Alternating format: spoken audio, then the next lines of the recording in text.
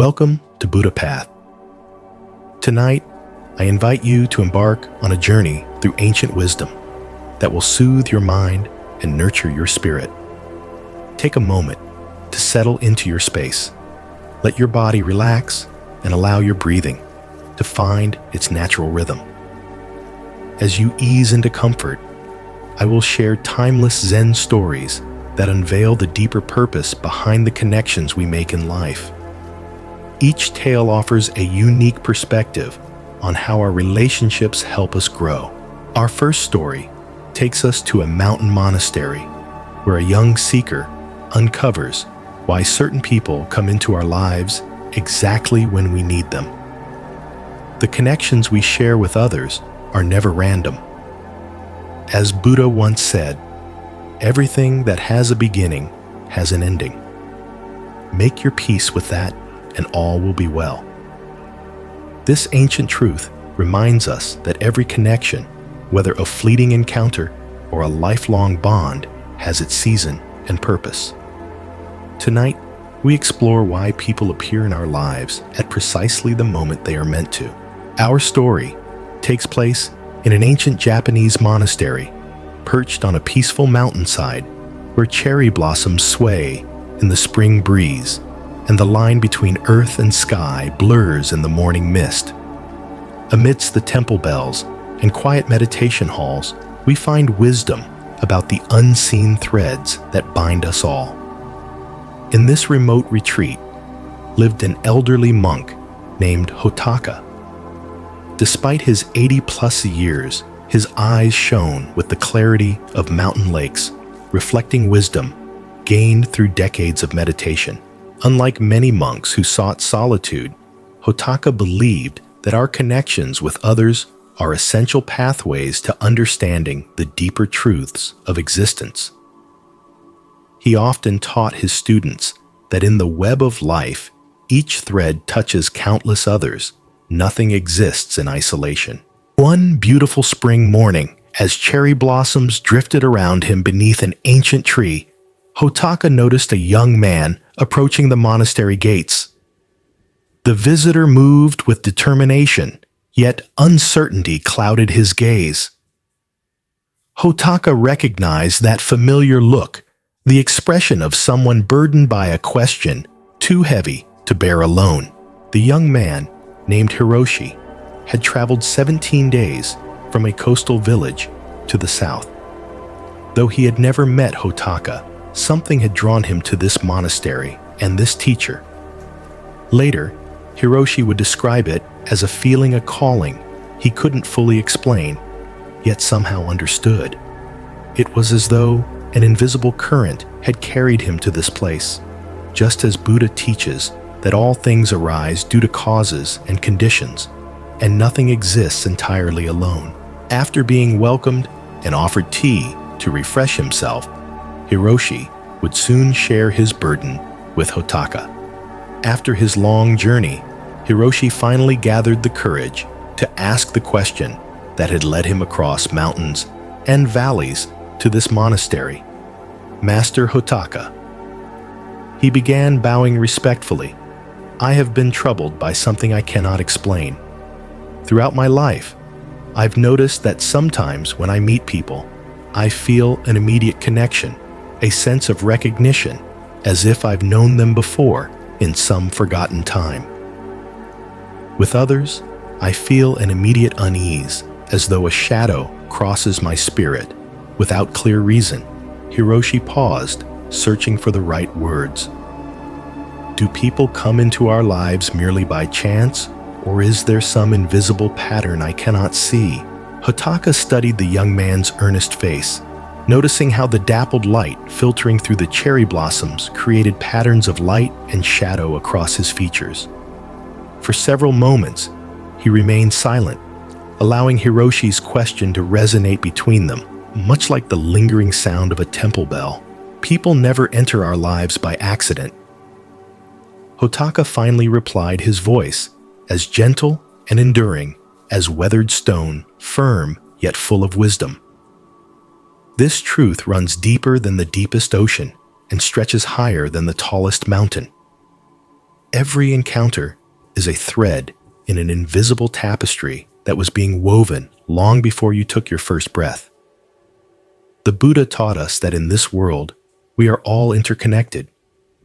We have been each other's mothers, fathers, sisters, and brothers in countless past lives. This is not merely poetic language, but the true nature of our existence.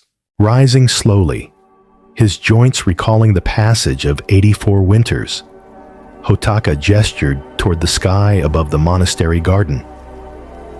"Observe the birds, young Hiroshi," he said. "They seem to fly freely, charting their own path through the endless blue, yet each is supported by invisible currents of air that guide and shape their journey. We too are carried by currents that are invisible to the eye, the flowing rivers of karma, intention, and connection that began long before this life and will continue beyond it. Nothing in this world happens without cause," he continued. "No encounter is without purpose. As the Buddha said, nothing ever exists entirely alone. Everything is in relation to everything else." Hiroshi considered this watching the graceful movement of the birds against the spring sky. The idea wasn't entirely new to him. The village elders had often spoken of karma and interconnectedness, but he had never thought of how these invisible laws might actively shape the relationships in his life. But Master Hai, Hiroshi asked, "If nothing is by chance, then why do some people bring such difficulty into our lives? Why do some connections feel like blessings, while others feel like burdens?" Hotaka smiled gently, his eyes filled with compassion, and motioned for Hiroshi to follow him into the monastery garden. The garden was a carefully cultivated space designed to reflect the harmony of nature, a sanctuary where each element seemed to exist in balance. The garden was a tended masterpiece of simplicity stones, arranged with purpose plants, placed with intention, each element in harmonious relationship with all others.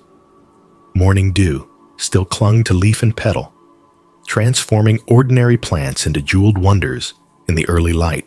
"Imagine your life as a garden," Hotaka said, gesturing to the space around them. "Every person who crosses your path is like a seed planted by the hand of destiny.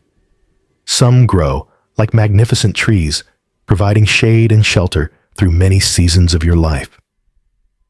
He pointed to a majestic maple, its trunk wide and gnarled, clearly having witnessed the passing of many generations. Others, he continued, gesturing to a patch of wildflowers near the garden wall, bloom brilliantly but briefly present for just a season before they return to the earth. Yet their beauty changes you, and the garden remembers their presence in the soil itself. Hiroshi nodded, beginning to understand. He thought of the village elder who had guided him through childhood after his father's passing, a sturdy, reliable presence like the maple tree. He also remembered a traveling musician who had stayed in his village for only 3 days, yet whose songs had awakened in Hiroshi a longing for something beyond the boundaries of his small fishing community. They walked in silence for a moment, following a winding stone path that led to a small stream running through the garden.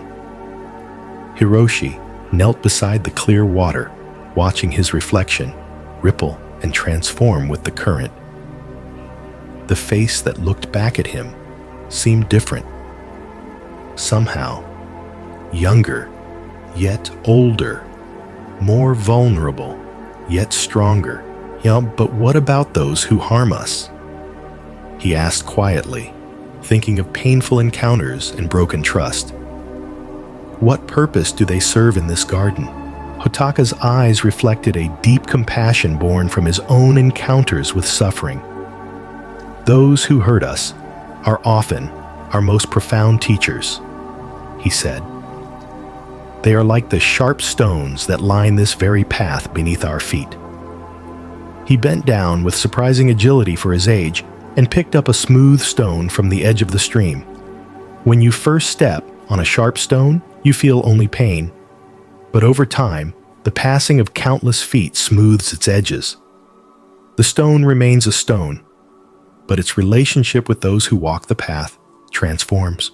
Buddha taught, "No one saves us but ourselves. No one can and no one may."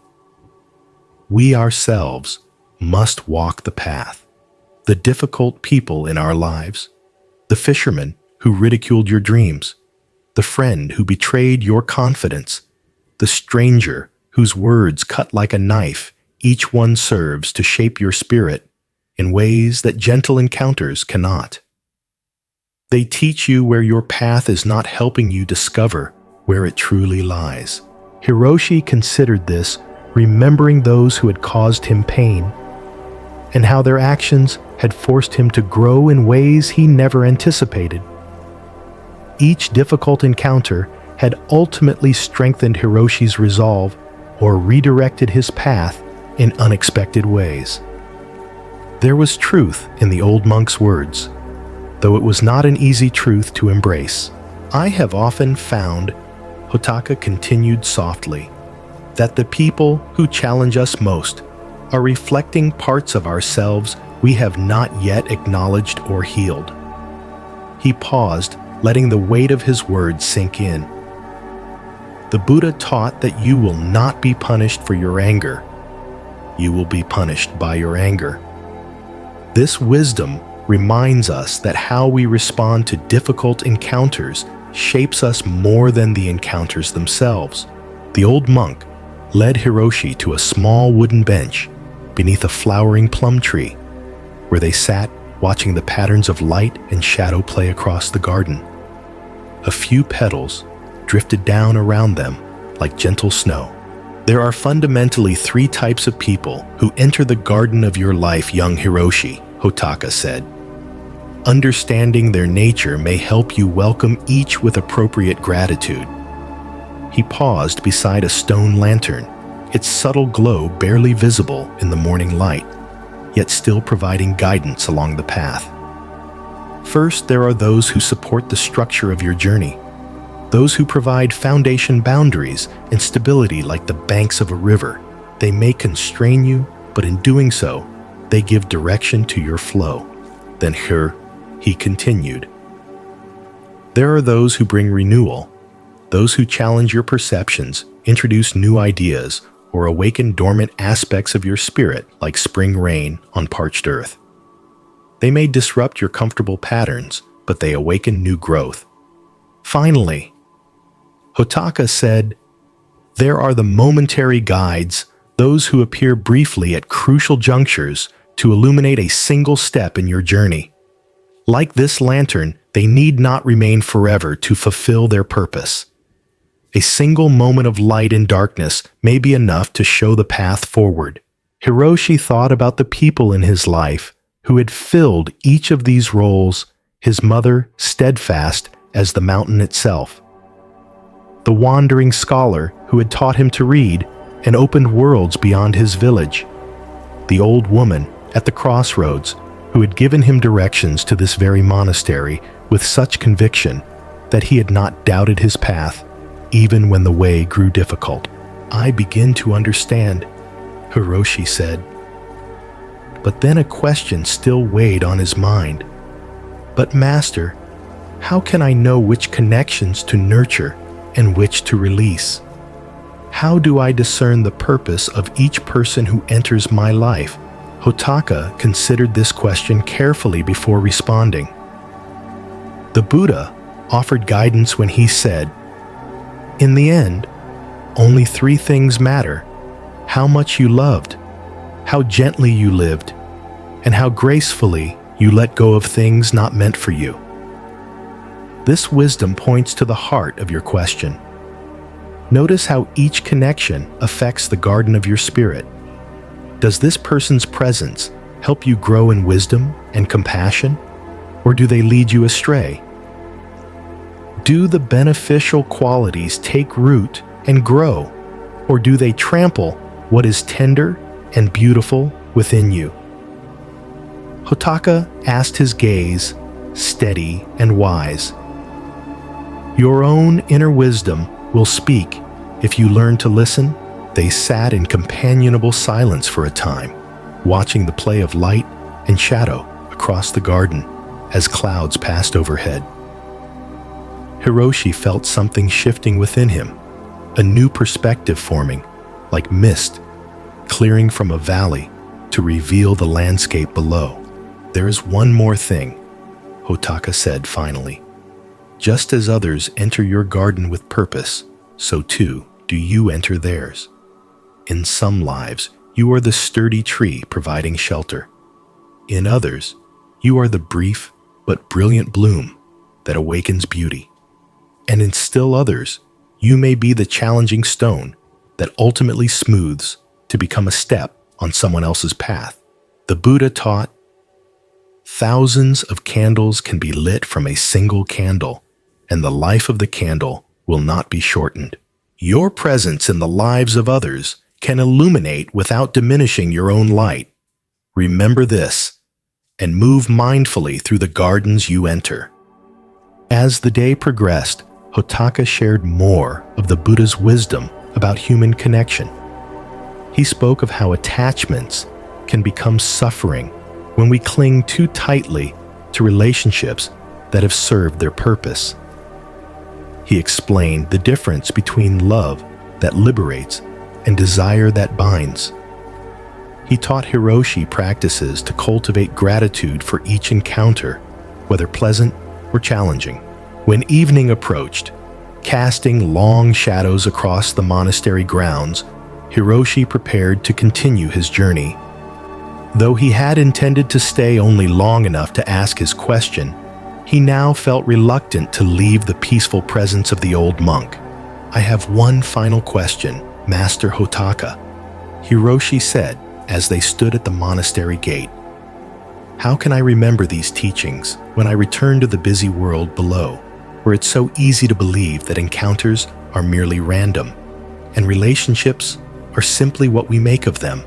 Hotaka smiled and reached into his robe, removing a small pouch.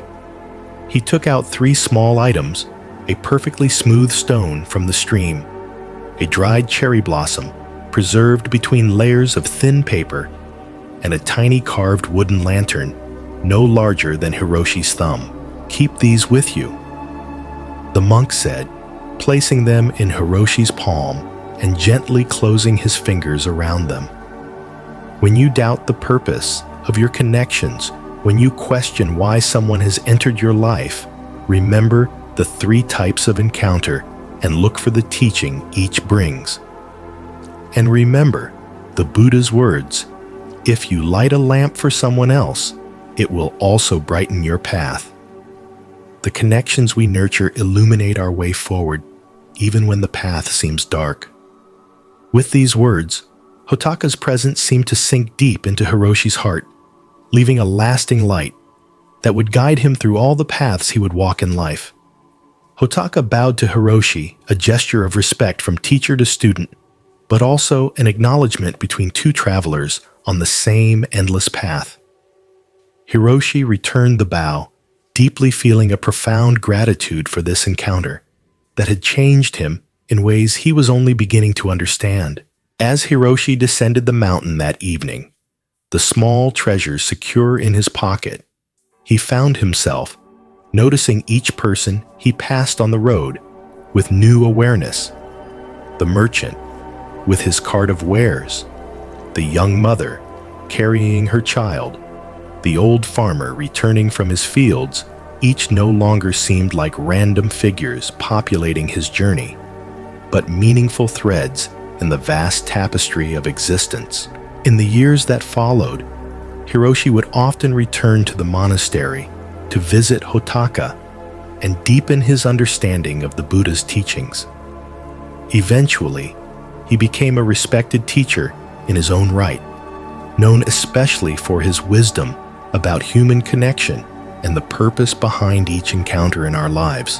When asked by his own students about the most important teaching he had received, Hiroshi would smile and say, people do not come into our lives by chance. Each encounter is a seed planted in the garden of your spirit. Some grow into mighty trees, others into beautiful flowers, and still others become the stones that form your path. But none are without purpose, and all contain the potential for awakening. And on his meditation cushion, Hiroshi would still hold the 3 small gifts from Hotaka, now worn smooth with decades of contemplation. And remember the day his own journey of understanding truly began with a question carried up a mountainside to a monk beneath a cherry tree. As we end this story, I invite you to reflect gently on the connections in your own life. Who have been the sturdy trees providing shelter through your storms? Who have been the brilliant but brief blossoms that transformed your perception? And who have been the challenging stones that ultimately guided your steps toward growth? Buddha taught that every human being is the author of his own health or disease. Similarly, we co-create the meaning in our relationships, finding the lessons each connection offers us. As you drift toward sleep, consider that every person in your life, past, present, and yet to come, arrives with perfect timing, carrying lessons your spirit is ready to receive. May you rest peacefully, held in the web of connection that supports us all, even in our dreams. Music fades. The wisdom of non-inference when helping hurts. As the gentle light of dawn filters through the branches of ancient cedar trees, we find ourselves approaching a serene valley monastery known for its teachings on mindful action. Take a slow, deep breath as we allow the tension in your shoulders to melt away as you exhale. Feel your body settling more deeply into relaxation. This story explores a paradox that many of us struggle with in our daily lives. Sometimes our well-intentioned efforts to help others can actually cause harm. The Buddha expressed this wisdom beautifully when he said, "If you want others to be happy, practice compassion. If you want to be happy, practice compassion." But what does true compassion look like? Is it always rushing in to fix others' problems?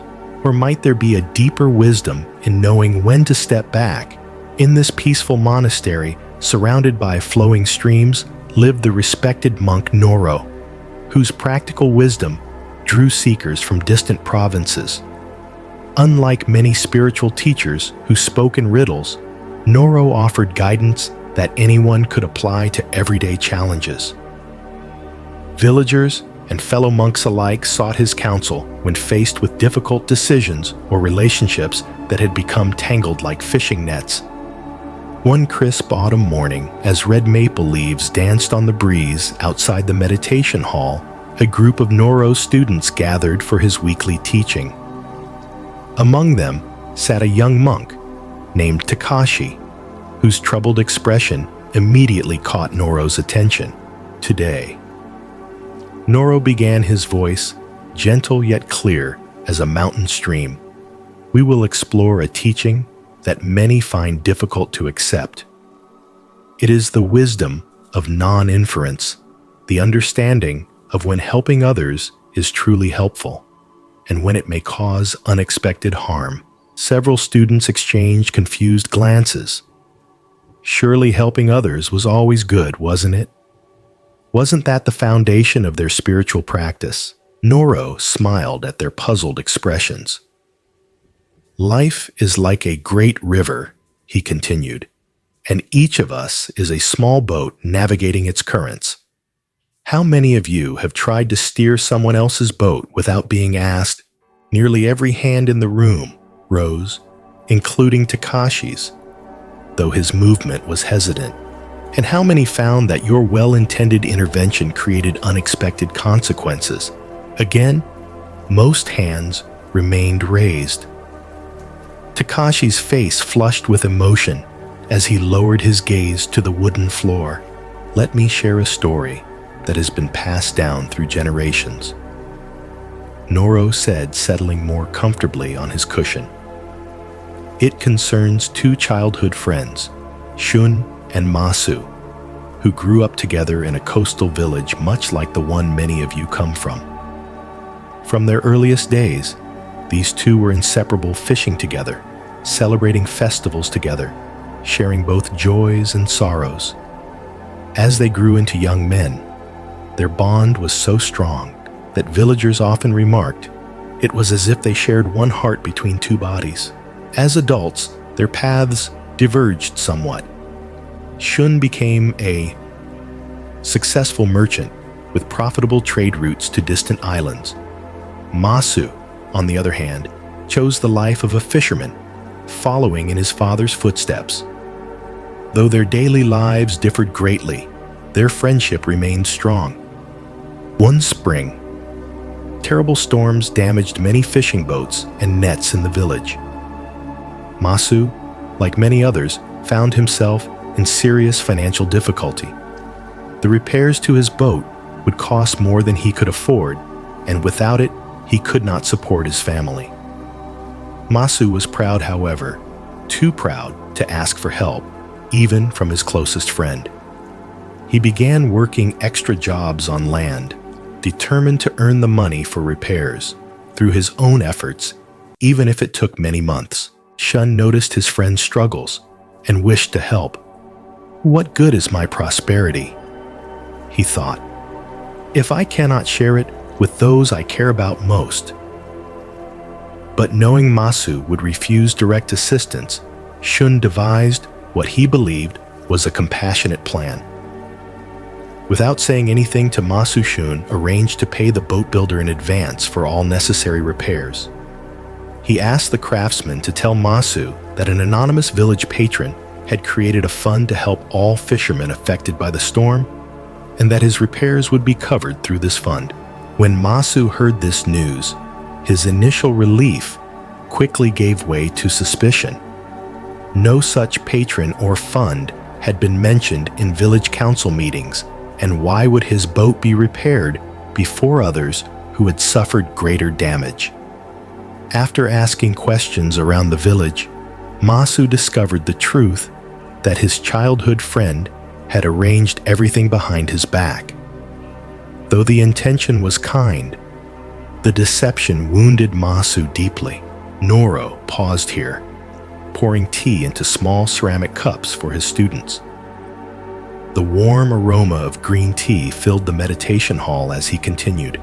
When Masu confronted Shun about the secret arrangement, their conversation grew heated. "I would rather have worked for a year to fix my own boat than have you arrange this deception," Masu said. "Do you think so little of me that you believed I couldn't solve my own problems?" Shun was stunned. "I only wanted to help," he protested. "I have more than enough, and you were struggling."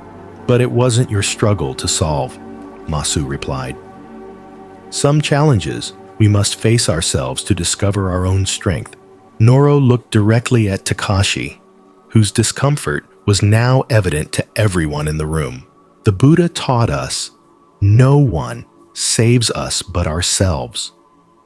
No one can, and no one may.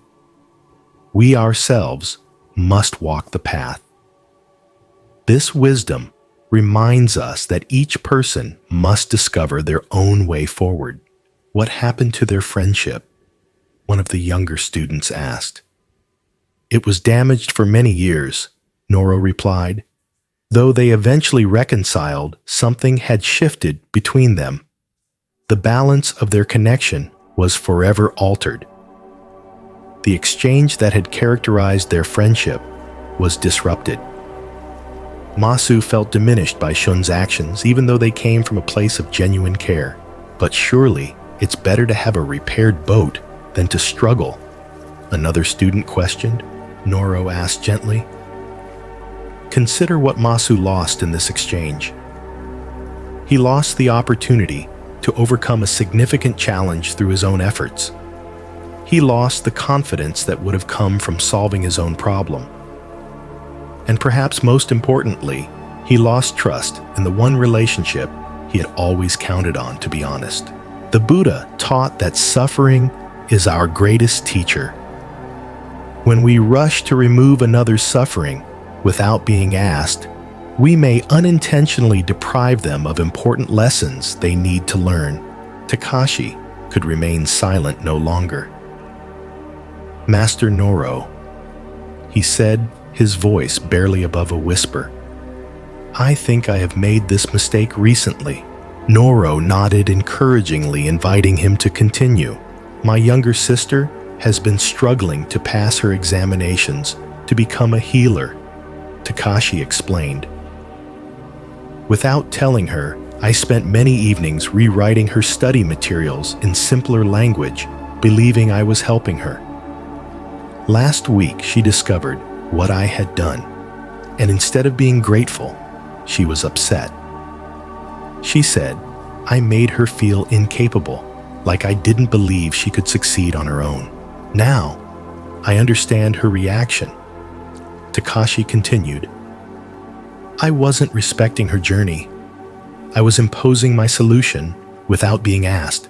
Noro smiled warmly at the young monk's insight. This brings us to the heart of today's teaching, he said. The Buddha instructed his followers to practice karuna, compassionate action. But true compassion requires wisdom about when to act and when to wait. If someone is drowning and calls for help, by all means, extend your hand without hesitation. But if someone is learning to swim and struggling with difficult currents, watching with supportive presence while they find their own strength may be the greater kindness. A soft rain had begun to fall outside its gentle patter on the roof, creating a soothing rhythm. The students sat in contemplative silence, absorbing the teaching through this natural meditation. Each person must navigate their own karma. Noro continued after a while. When we interfere without being asked, we disrupt the natural flow of cause and effect that guides each life toward awakening. Even the Buddha, with all his wisdom and compassion, offered teachings only to those who sought them. But Master asked an older student from the back of the room, how do we know when to help and when to step back? The boundary seems unclear. An excellent question, Noro acknowledged. The Buddha offered guidance when he said, before giving, the mind of the giver is happy, while giving, the mind of the giver is made peaceful. After giving, the mind of the giver is uplifted. This teaching points to both our intention and the results of our giving. Before offering help, ask yourself, am I doing this to genuinely support the other person's journey, or to make myself feel useful and important? Will my assistance honor their dignity and autonomy, or subtly diminish them? Have they indicated in some way that my help would be welcome? And perhaps most importantly, is this actually mine to solve? Many times, what appears as helping is actually interfering with lessons that person needs to learn themselves. Noro reached for a nearby walking stick and drew a simple circle in the sand garden beside his cushion. Think of each life as having a boundary like this circle. Inside the circle are the experiences, challenges, and growth that belong to that person alone. True compassion respects these boundaries. Sometimes, the most compassionate action is simply to be present with someone in their difficulty, not trying to fix or change their experience, but offering the gift of your attentive care while they find their own way through. Another student raised her hand. Master, I understand the wisdom of not interfering, but doesn't this contradict our practice of generosity?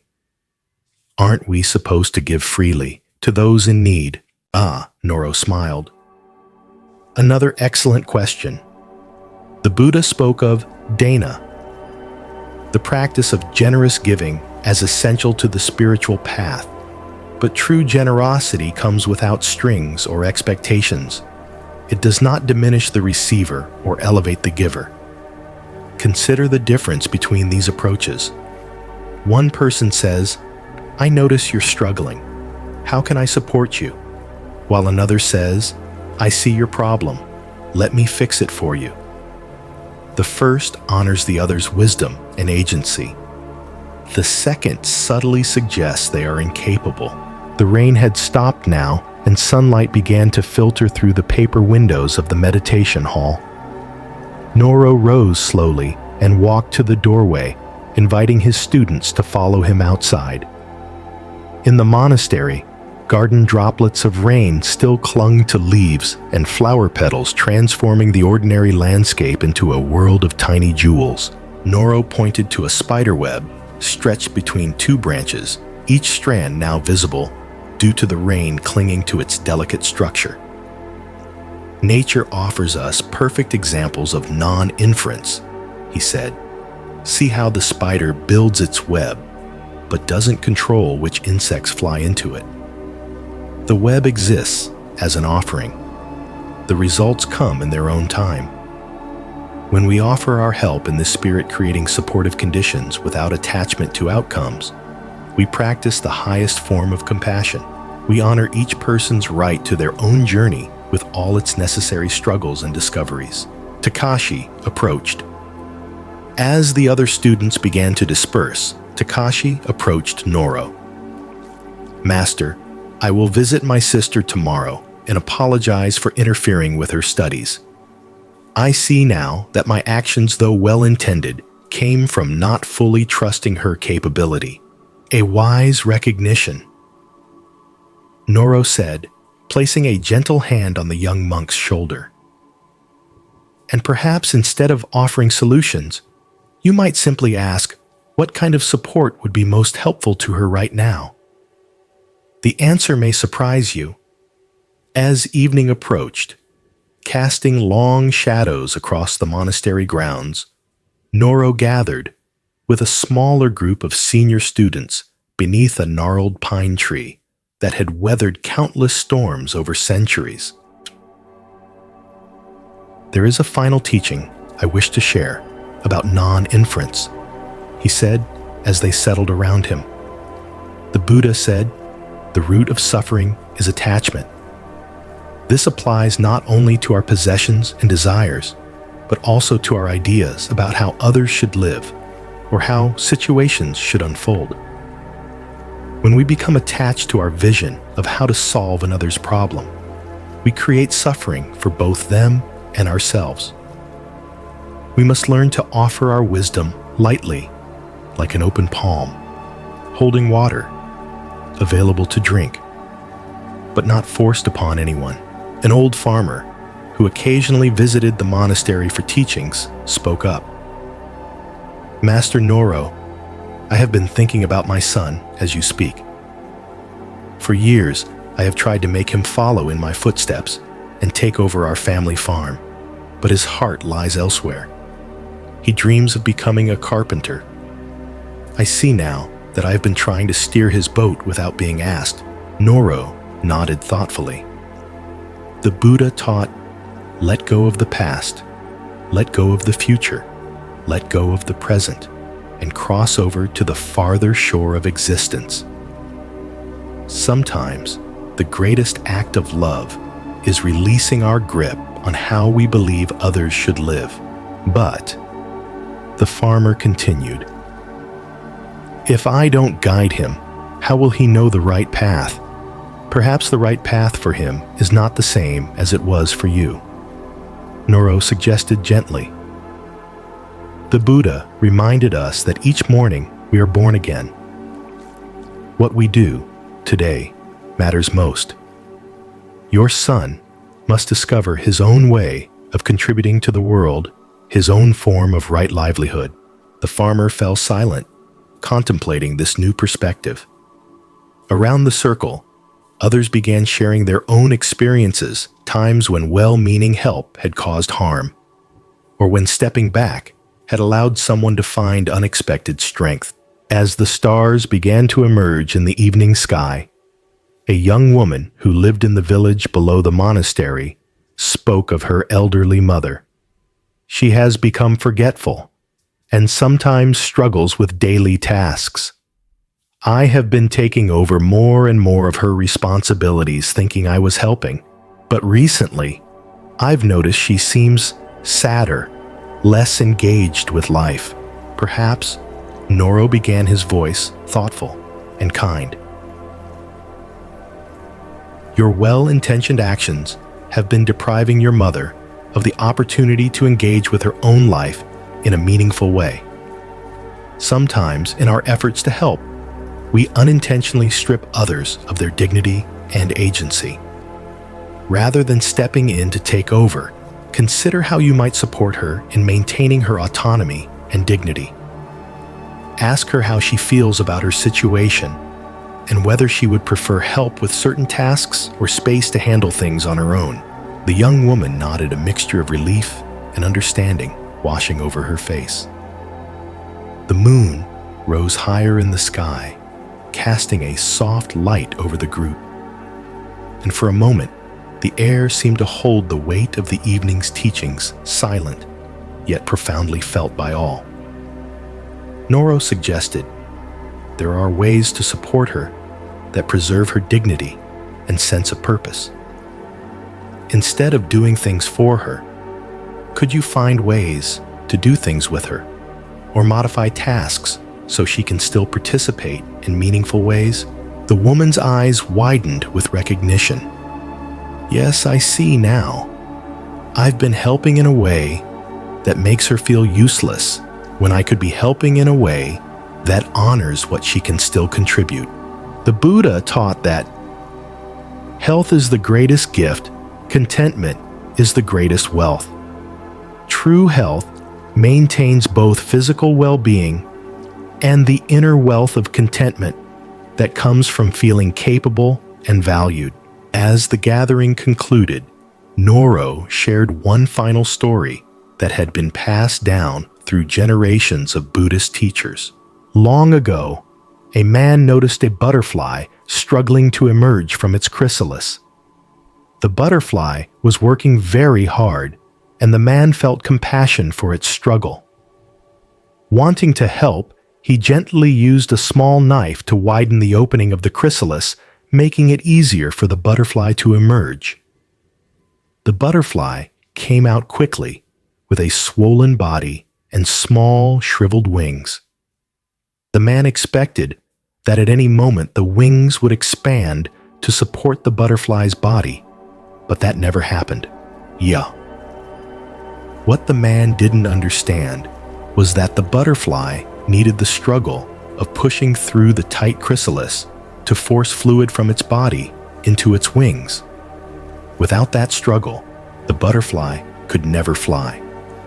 His help left the butterfly grounded for life.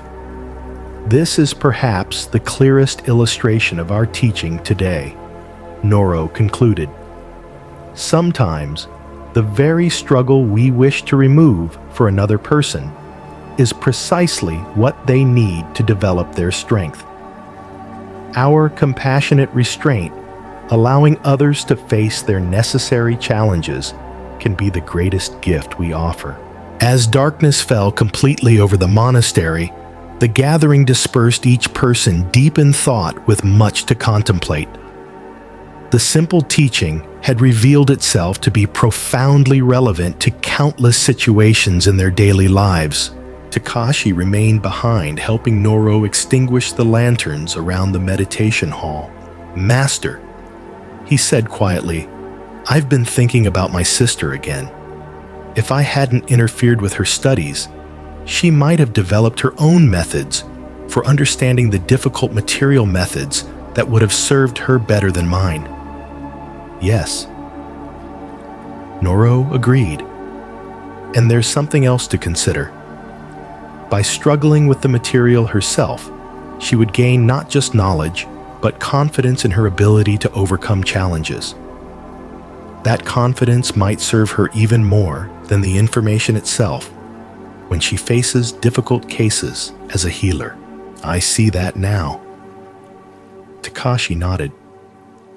The Buddha's words about being our own refuge make more sense to me. We must each discover our own inner strength. Exactly so. Noro said, his voice steady and wise. Noro smiled gently. The Buddha taught, just as a solid rock is not shaken by the storm, even so the wise are not affected by praise or blame. When we solve our own problems, we develop that unshakable inner foundation. As you drift deeper towards sleep, consider this ancient wisdom in your own life. Are there situations where your desire to help might actually be depriving someone of an important growth experience? Could stepping back, while remaining supportively present, be the greater gift? In some relationships, the Buddha's teaching that all beings are the owners of their karma reminds us that each person must be allowed to navigate their own journey with all its necessary lessons. True compassion honors this reality rather than trying to circumvent it. May you rest peacefully tonight, holding this wisdom of knowing when to act and when to simply be present. May your relationships be characterized by respect for each person's unique path, and may you find the perfect balance between offering support and honoring others' need to grow through their own efforts. Mani siular, Wang Freud. This high shot music fades, recognizing harmful people protecting your inner peace. As our journey continues, the peaceful glow of evening lanterns guides us to a remote mountain temple where the air is crisp and the distant sound of rushing water creates a natural melody for meditation. Let your body settle more deeply into comfort as we explore tonight's wisdom. Feel each breath becoming slower and more rhythmic. There comes a time in everyone's life when we must learn to recognize those who may wish to harm us, not to foster suspicion or fear, but to protect our inner peace and create healthy boundaries. This ancient wisdom remains profoundly relevant in our modern world, where relationships are complex and not always what they seem. The Buddha taught, you yourself, as much as anybody in the entire universe, deserve your love and affection. This simple teaching reminds us that caring for ourselves, including protecting ourselves from harmful influences, is not selfish but necessary. High on a misty mountain plateau, surrounded by ancient pines and flowering plum trees, stood a secluded temple known for its teachings on discernment and inner protection. Here lived the elderly and respected monk Hogi, whose clear perception of human nature drew many seekers facing difficult relationships or confusing situations. One spring morning, as cherry blossoms swirled through the temple courtyard, a young woman named Shara arrived, her face reflecting both determination and distress. She had traveled for 7 days from her coastal village, seeking wisdom about a persistent problem. After being welcomed and offered tea to refresh herself from the journey, Shara was invited to speak with Master Hogi. The temple garden was a peaceful refuge, with early spring flowers beginning to bloom alongside carefully tended paths. The old monk's kind eyes seemed to see through superficial concerns to the deeper questions beneath. Master Hogi, Shara began bowing respectfully. I've heard that you understand how to recognize people who bring harm rather than good into our lives. Please teach me this wisdom. I find myself repeatedly drawn into relationships that leave me feeling drained and diminished, yet I don't see the warning signs until great damage has been done. Hogi studied the young woman's earnest face for a moment before responding. Before we discuss recognizing harmful people, he said gently, I must make an important distinction. The people we might call toxic or harmful are not necessarily monsters or evil beings. They are often wounded individuals whose own pain spills onto others. This understanding doesn't mean we should endure their harmful behavior. He continued, rather it allows us to respond with wisdom and compassion for both them and ourselves as we create necessary boundaries. Shara nodded, absorbing this perspective. It aligned with her own intuition that many who had caused her pain weren't intentionally cruel, but were acting from their own unhealed wounds. Before determining someone is truly harmful to your well-being, Hogi advised, ask yourself, why does this person behave this way? Is there something in their past or present circumstances that might explain, though not excuse, their actions? And most importantly, is there anything I might do to prevent their behavior from continuing to affect me negatively? Only after honest reflection on these questions should you consider whether maintaining distance is the wisest choice for preserving your peace. The master invited Shara to walk with him through the temple gardens, the tranquility of nature, providing the perfect setting for absorbing difficult truths with a peaceful heart. Now, Hogi said, let me share the signs that can help you recognize when someone might be harmful to your well-being. The Buddha taught us to be lamps unto ourselves, learning to trust our own discernment rather than blindly following others. These signs will help illuminate what you likely already sense, but perhaps have been taught to ignore. The first sign to watch for is constant manipulation, he began. Imagine someone who subtly distorts reality to achieve their goals, making you question your own perceptions and memories.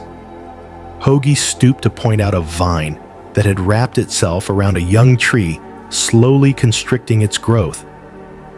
Like this, vine manipulation is often gradual and difficult to notice until significant damage has occurred. The manipulator might use lies, selective truth-telling, or emotional manipulation to keep you off balance and unsure of your own instincts. Shara observed the vine, its delicate tendrils creeping over the tree's bark, recognizing the powerful metaphor. Pressure to control you. Hogi continued. For example, consider a colleague who tells you that others speak poorly of your work and suggests you decline an opportunity supposedly for your own good. Later, you discover they wanted the opportunity for themselves. Their seeming concern masked their true motive of removing you as competition. Shara's eyes widened with recognition. I worked with someone exactly like that, she said quietly. I always felt confused after our conversations, questioning decisions I'd previously been certain about. Hogi nodded. The Buddha taught, 3 things cannot be long hidden: the sun, the moon, and the truth. Trust your confusion as a signal. When someone's words or actions consistently leave you feeling disoriented, your inner wisdom is trying to alert you to a discrepancy between what appears to be and what truly is. They walked on, following a stream that wound through the garden. The water flowed smoothly in some places and tumbled over rocks in others, yet always continued its journey forward. The second sign, Hogi continued, is a lack of genuine empathy. While many people might seem caring on the surface, those who are truly harmful often reveal a fundamental inability to care about others' feelings or experiences. This doesn't mean they never show concern. He clarified, rather, their concern appears selectively, usually when they need something from you, or when others are watching. When you're suffering, and there's nothing to be gained by supporting you, their true nature becomes apparent through their indifference. Shara thought of a friend who had seemed deeply interested in her life during social gatherings, but was consistently unavailable when she faced genuine difficulties. The pattern had been there all along, but she had made excuses for it rather than accepting what it revealed. The Buddha said, "There is no fear for one whose mind is not filled with desires." Those who lack empathy often view relationships primarily as transactions. What can this person do for me? When you cease to be useful for their desires, their seeming care evaporates. They paused by a stone lantern marking a fork in the garden path. Hogi chose the route that led higher up the mountainside, where they could look out over the valley below. The physical ascent mirrored the raising of awareness that was occurring through their conversation. The third sign to be mindful of, the monk continued, is someone who habitually creates conflict even in situations where harmony prevails. This person seems to thrive on tension and disagreement. They may spread rumors, create misunderstandings between friends, or constantly find fault where none exists. "Why would anyone want to create conflict?" Shara asked, genuinely puzzled. "Some people feel more secure in chaos," Hogi explained. For them, the constant churn of conflict creates a sense of control or importance. They may lack the internal peace necessary to thrive in calmness. For others, conflict may be a means of manipulating or distracting those around them from their own issues or insecurities. Chaotic environments, Hogi explained, because they grew up in them. Others use conflict to manipulate outcomes or distract from their own behavior. And some sadly enjoy the power they feel when disrupting others' peace. The Buddha taught that hatred is never appeased by hatred. In this world, by non-hatred alone is hatred appeased. This wisdom doesn't mean we should continue exposing ourselves to those who sow discord. Rather, it guides us to respond without adding our own hatred to the situation as we create appropriate distance. They reached a stone bench overlooking a spectacular view of the valley below them. The world seemed to unfold like a living map. Villages nestled among rice fields, rivers threading their way through forests, and in the far distance, the shimmer of the ocean. This broader perspective offered a perfect metaphor for the wisdom Hogi was sharing. "The fourth sign," he said, as they sat together, "is an excessive need for control. Some people cannot allow others to make their own choices or live according to their own values. They may criticize your decisions, offer constant, unsolicited advice, or even actively interfere with your plans." "I recognize this one clearly," Shara admitted. "My former partner couldn't accept when I made decisions independently. He would question everything from how I dressed to which friends I spent time with, always suggesting his way was better." "Yes," Hogi nodded, "and such control often begins subtly presented as care or concern before gradually increasing until your autonomy has been seriously compromised. The Buddha taught, no one saves us but ourselves. No one can and no one may. We ourselves must walk the path. Those who truly care for us respect our right to navigate our own journey, even when they might choose differently." A gentle breeze carried the scent of pine and distant flowers as they sat in comfortable silence for a few moments. Shara was processing how these insights applied to relationships in her life, both past and present. The clarity was both painful and liberating. "The fifth sign," Hogi continued, "is chronic dishonesty. While everyone occasionally fails to be entirely truthful, harmful people often maintain elaborate webs of deceit. They may lie even when the truth would serve them better, simply because deception has become their default way of relating to others." Q. How can we determine if someone is chronically dishonest? Shara asked. Lies can be difficult to detect especially from someone skilled at deception. Trust your instincts, Hogi advised. When stories don't quite align or explanations seem unnecessarily complex, your intuition often recognizes the discrepancy before your conscious mind can articulate it. The Buddha encouraged his followers to question everything, even his teachings, urging them to understand deeply for themselves, own teachings, and to verify truth through their own experience rather than accepting claims on authority alone. Also, he added with gentle humor, those who are dishonest typically can't maintain consistency over time. As another Buddhist teaching states, 3 things cannot long be hidden: the sun, the moon, and the truth. They began walking again, following a path that wound through a bamboo grove where shafts of sunlight created patterns of light and shadow on the ground.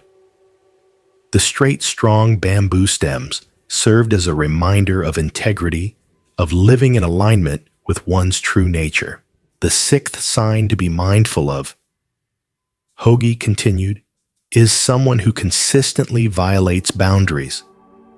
After you've clearly expressed a limit or preference, they repeatedly disregard it, perhaps dismissing your concerns as unimportant or accusing you of being too sensitive.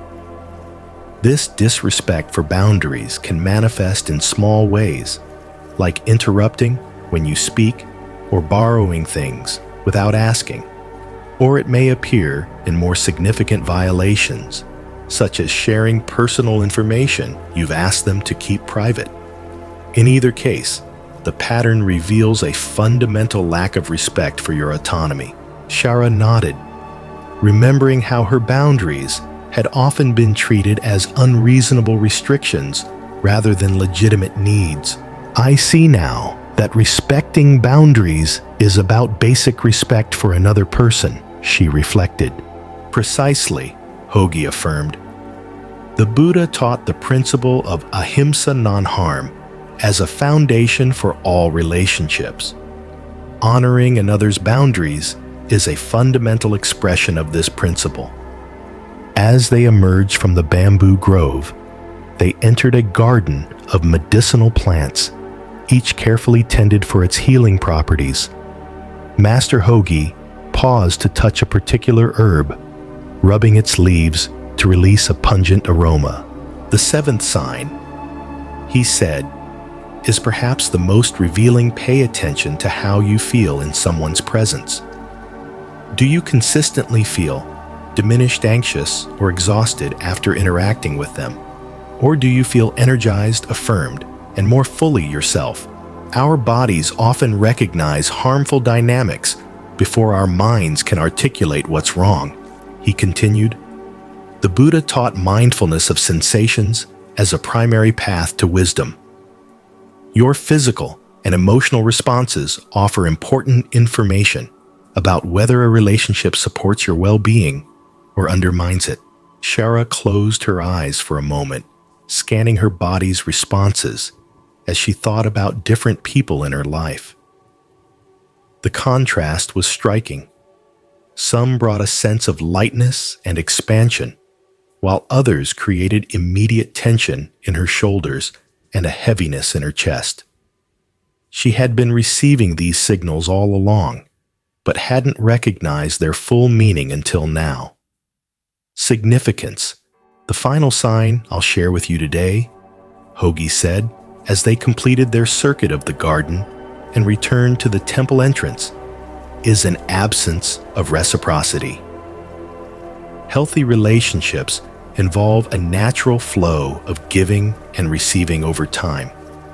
While perfect balance isn't necessary or even possible, there should be a general sense of mutual care and contribution.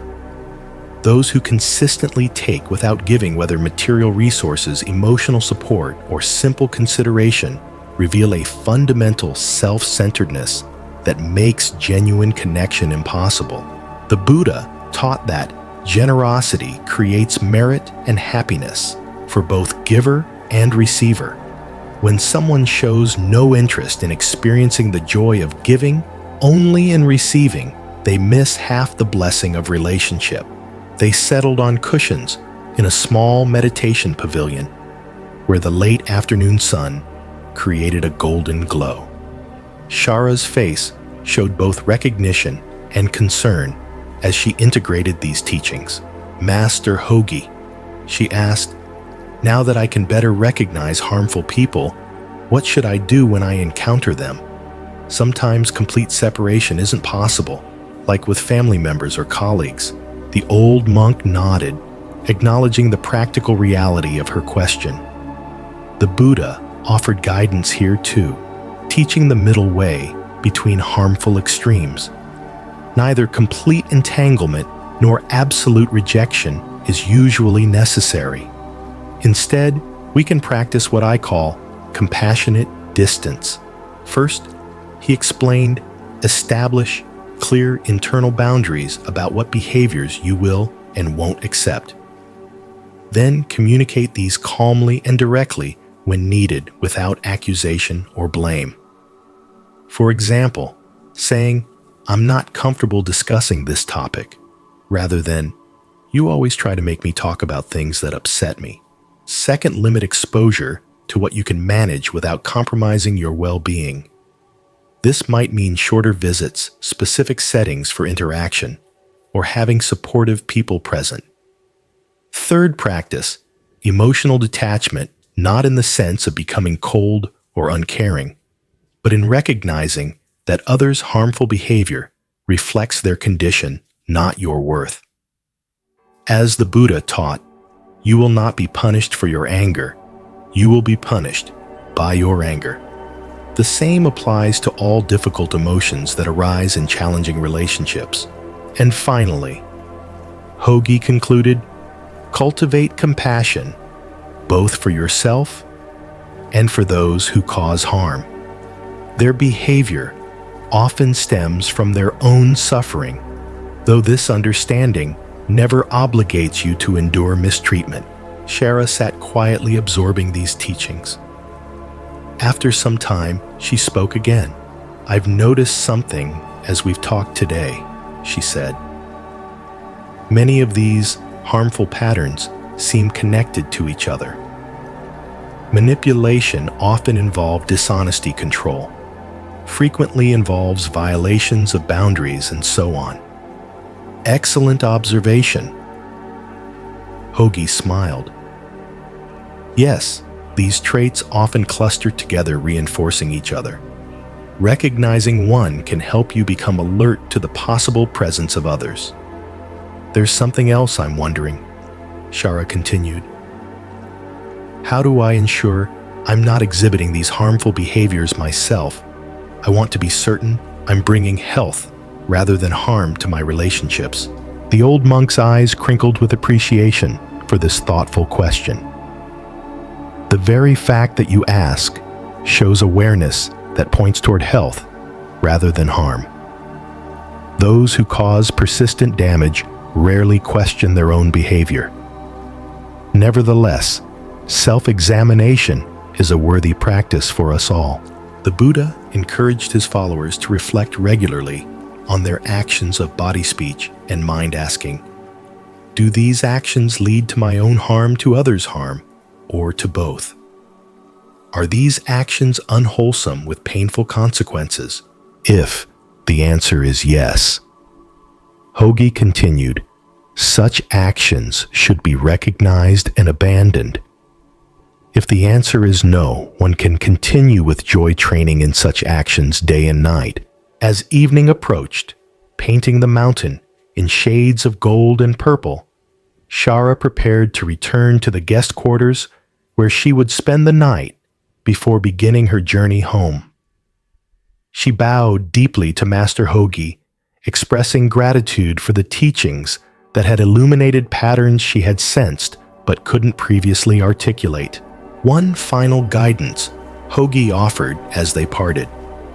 The Buddha taught, to understand everything is to forgive everything. As you recognize harmful patterns and create appropriate boundaries, try to maintain compassion rather than judgment. Most people who harm others were themselves harmed. Though this understanding never obligates you to endure mistreatment, remember too that people can change. The boundaries you create might actually help someone recognize their own harmful patterns and begin the journey toward healing. Whether they change or not, your compassionate distance creates space for your own peace and growth. In the months and years that followed, Shara applied these teachings in her daily life. She became known in her village for both her clear boundaries and her compassionate heart. Young people sought her advice about relationships, and she shared Master Hogi's wisdom adapted to their specific situations. Occasionally, she returned to the mountain temple to deepen her understanding. During one visit, she shared with Hogi how learning to recognize harmful dynamics had transformed not only her relationships with others, but also her relationship with herself. She had discovered that the same patterns of manipulation, control, and boundary violations that she had experienced in her relationships were also areas where she had unknowingly allowed herself to be compromised. By setting healthier boundaries, she had found greater clarity and peace within herself, learning to offer both compassion and firm limits with confidence. Fell from the trees, the monk Kubo received a visitor, a young man named Taro, who had traveled a long distance seeking wisdom on the nature of true friendship.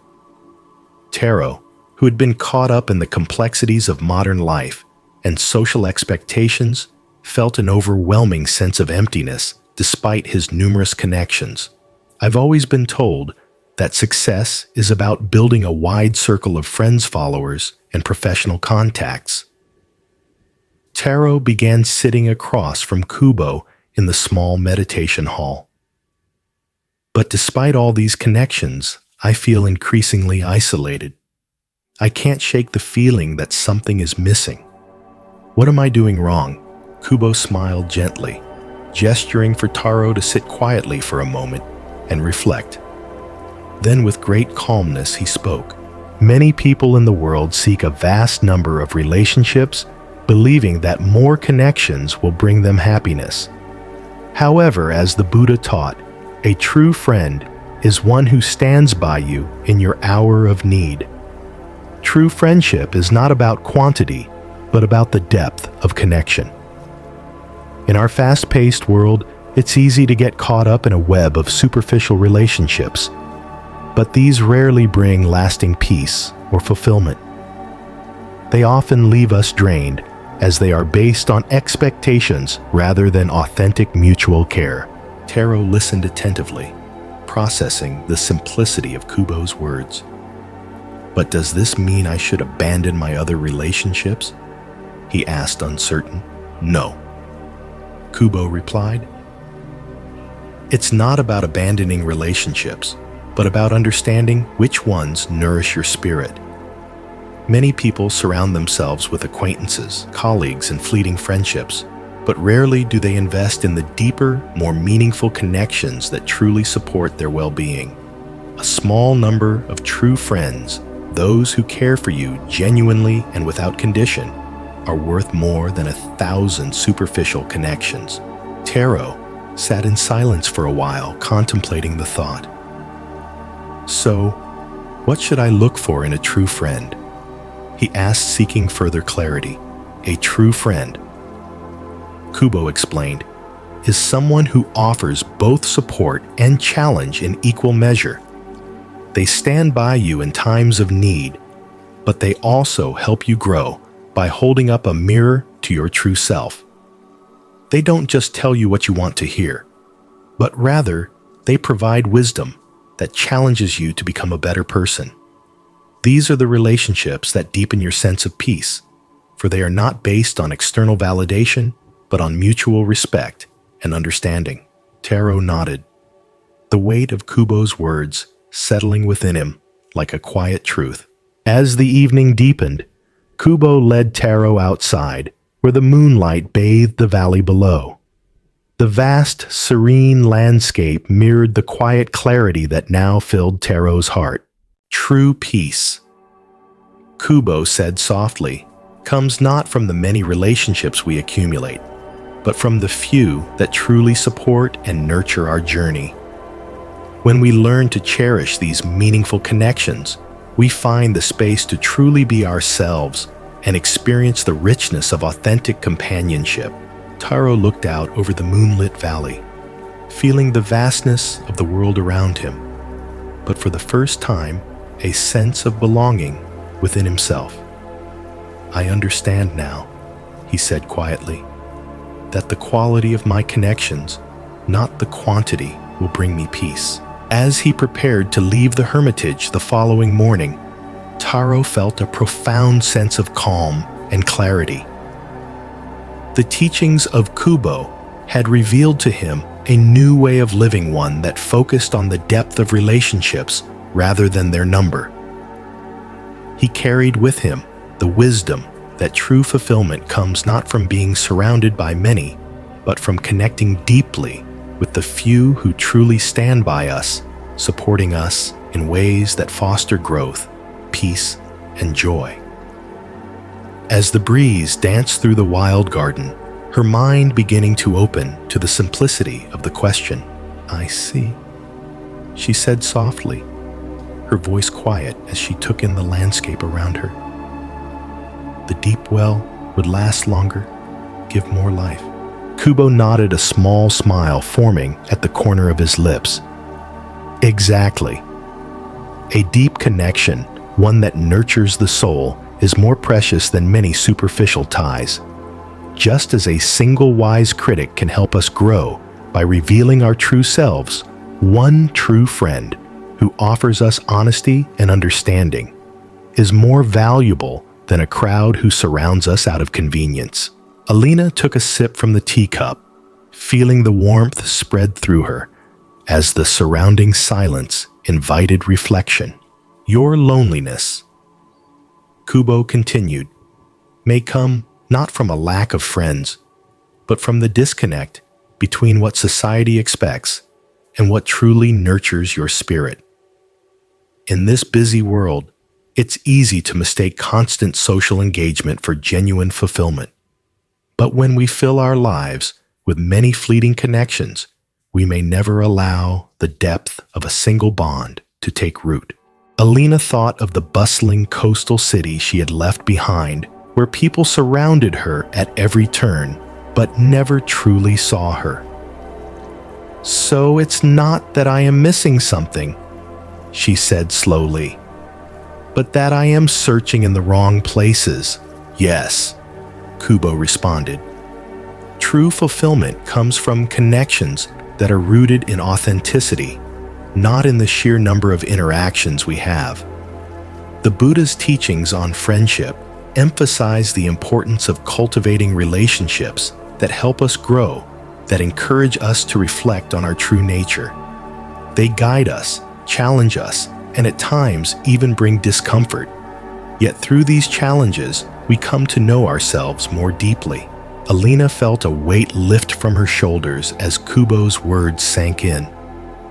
She had often wondered what was wrong with her, why she couldn't fit in with the social fabric of her busy city, why she felt alone despite being surrounded by so many.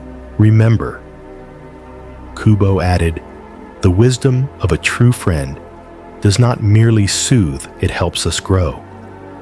Like the teacup, which holds only enough for the moment, we should strive to fill our hearts with relationships that are full and meaningful, not those that overflow with noise, but leave us thirsty for true connection.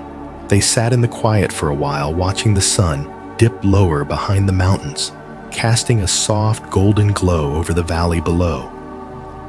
The wild beauty of the garden seemed to mirror the clarity Alina was beginning to feel within. I think I understand, she said, her voice steadier now. I've been measuring my worth by the wrong standards. It's not about how many people I know or how many gatherings I attend. It's about the quality of the relationships I invest in. Exactly. Kubo affirmed, his voice soft with approval. By letting go of the need to fill every moment with activity or to satisfy societal expectations of success, you create space for the genuine connections that will bring you peace. And remember, it is not a lack of friends that causes loneliness. It is a lack of connection, of understanding, and of being seen for who you truly are. Alina smiled, her heart lighter than it had been in weeks. As the evening settled in, she felt a sense of calm, a quiet understanding that the solitude she had once feared could be the space in which deeper connections could take root. At the cup in her hands, considering the metaphor. "I have always assumed more was better," she admitted. "But you're suggesting that depth might be more valuable than breadth when it comes to relationships." "Exactly." Kubo nodded. "Having fewer friends guarantees a certain degree of freedom and authenticity. You can be yourself without restriction or external influence. Many people exhaust themselves trying to maintain a social image across numerous relationships, always appearing happy, successful, and agreeable, even when they don't feel that way. The Buddha taught, "Better than 1,000 hollow words is one word that brings peace. Similarly, better than 1,000 hollow connections is one relationship where you can be fully yourself, speaking truth, without fear of judgment or rejection." Alina reflected on her two close friendships with her childhood neighbor May and her cousin Jiro. With them, she never felt the need to pretend or impress. Their conversations flowed easily, moving between light-hearted banter and profound questions about life. The contrast with her more surface-level work relationships was striking. Having fewer friends allows you to focus your emotional energy on relationships that truly matter. Kubo continued, "Think about how many conflicts or tensions usually occur in large groups. Each relationship requires maintenance, understanding, and occasional repair. With fewer connections, you can invest more deeply in each one, creating bonds that can withstand life's inevitable challenges." He gestured toward two ancient pine trees growing near the cliff edge. Their roots visibly intertwined their branches, offering mutual support against the mountain winds. "Those trees have grown together for over 100 years, he said. "Their connection runs deep, far below what we can see. That depth gives them stability that a forest of saplings with shallow roots could never provide." Kubo paused, allowing Alina time to absorb this perspective.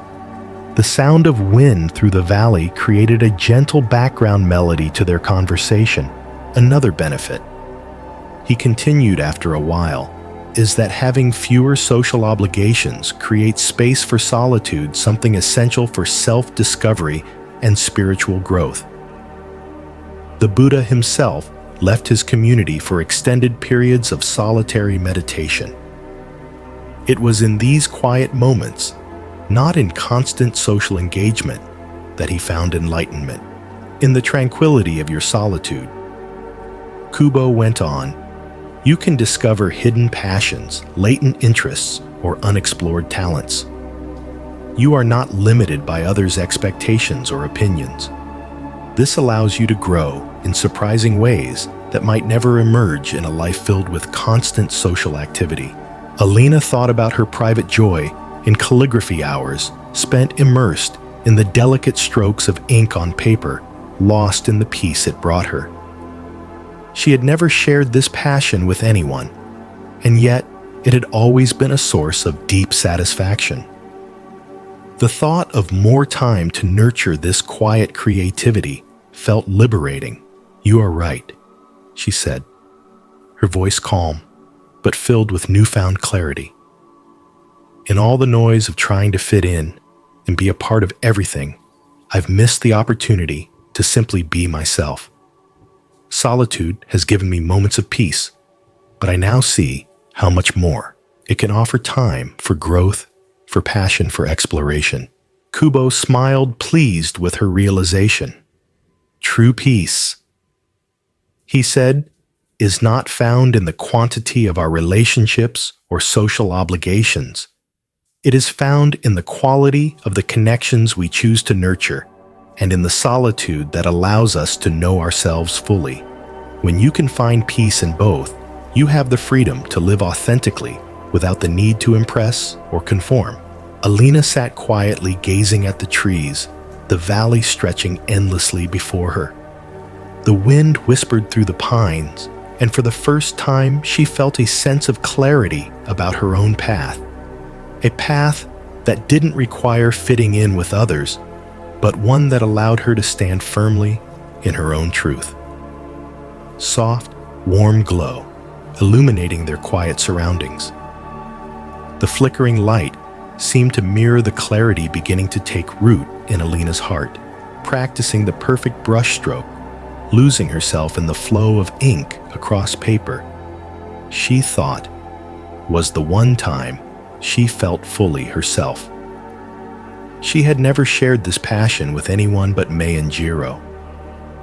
The solitary practice brought her a satisfaction unlike anything else in her life. I do treasure my quiet evenings, she admitted, her voice thoughtful.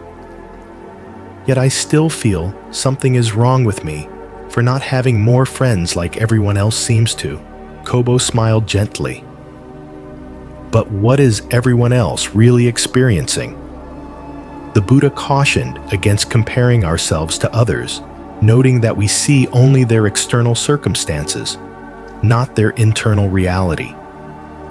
Many people with numerous social connections still feel profoundly lonely because those relationships lack depth and authenticity. They perform themselves rather than being themselves.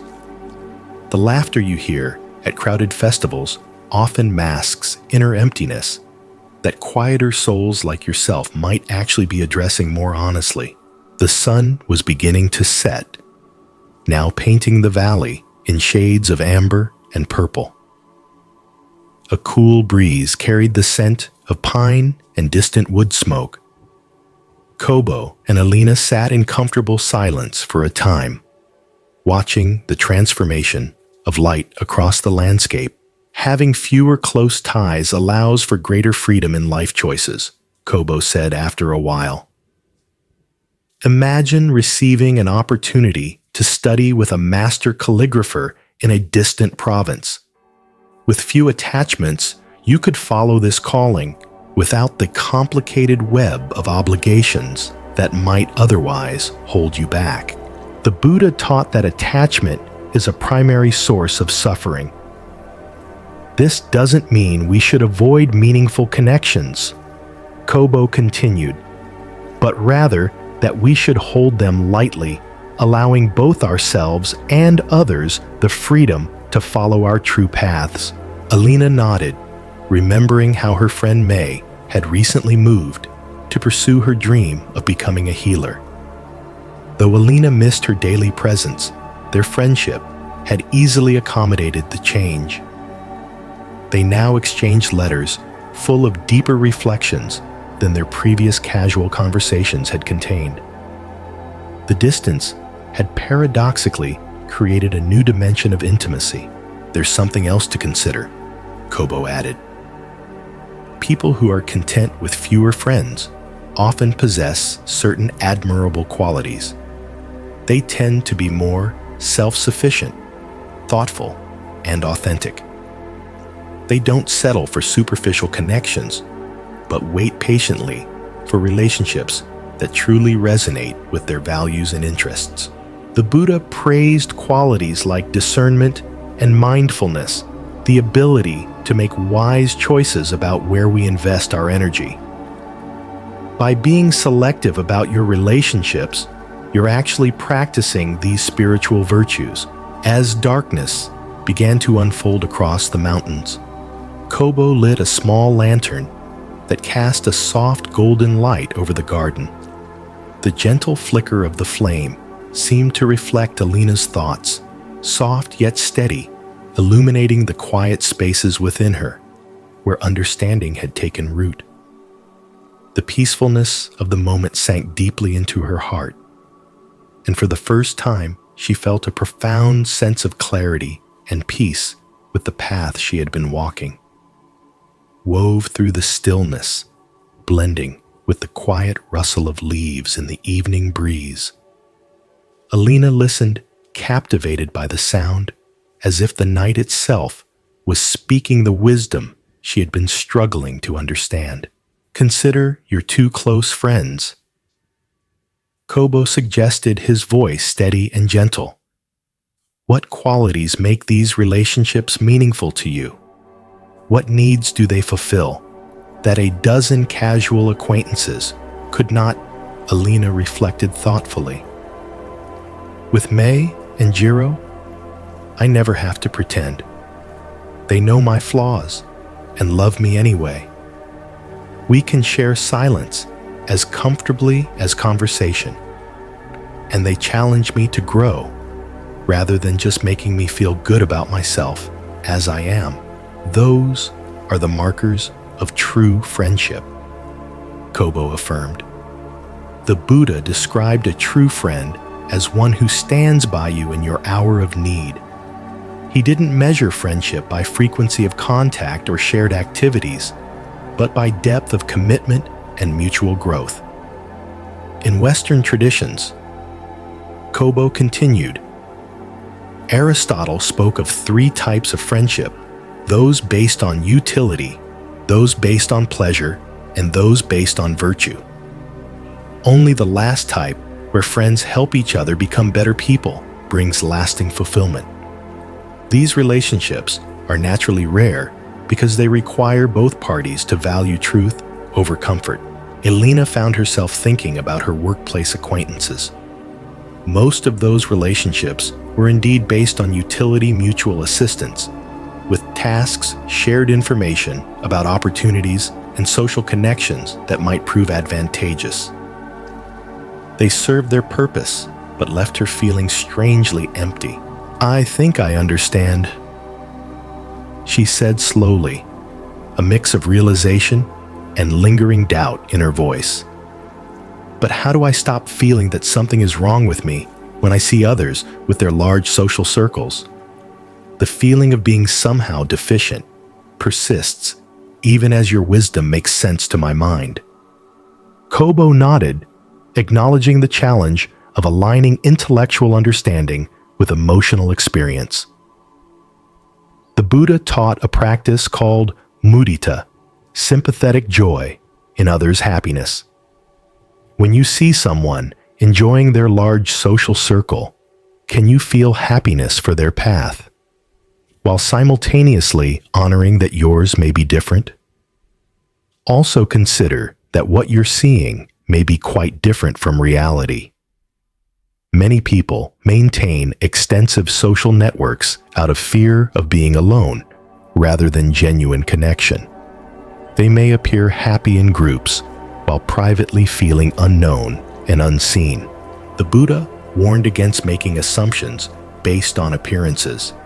He said, "Do not believe in anything simply because you have heard it, or because it is spoken and rumored by many."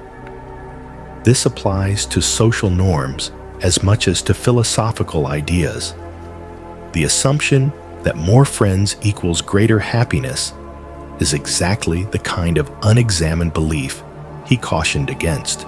A night bird called from the darkness beyond the lantern's glow, its voice plaintive yet beautiful.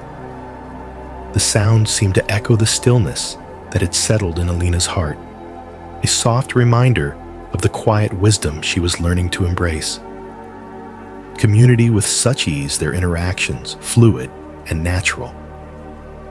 There was a quiet understanding between them, a shared respect for personal space and collective presence. It reminded her of her own small home, where she could immerse herself in her passions and interests without interruption, yet still feel the comfort of knowing May or Jiro might visit when she sought company. perhaps what she had interpreted as loneliness was actually a spaciousness that allowed her spirit room to breathe a space for reflection and growth. The Buddha said, "Peace comes from within. Do not seek it without," Kobo reminded her gently. This teaching applies to your question about friendship. The sense of connection you seek cannot be found merely by accumulating more relationships. It emerges from your capacity to be fully present in the connections you already have, including your relationship with yourself. Alina nodded, the weight of Kobo's words settling in. "Try this practice," he suggested. "Each day bring full awareness to your interactions with others, whether you're dear friends or casual acquaintances. Notice when you feel truly seen and when you feel you're performing a social role. This mindfulness will help you distinguish between connections that nourish your spirit and those that deplete it." Alina stayed at the hermitage for 3 days, participating in its simple rhythms of meditation work and community meals. She observed how the residents moved between solitude and connection with such grace. No one was pressured into interaction, and everyone had the freedom to engage or remain in contemplative silence as needed. As the days passed, Alina began to feel a shift within herself. She became more attuned to the quiet moments of peace within recognizing how much energy had been drained from her by trying to fit into the mold of what society expected of friendship.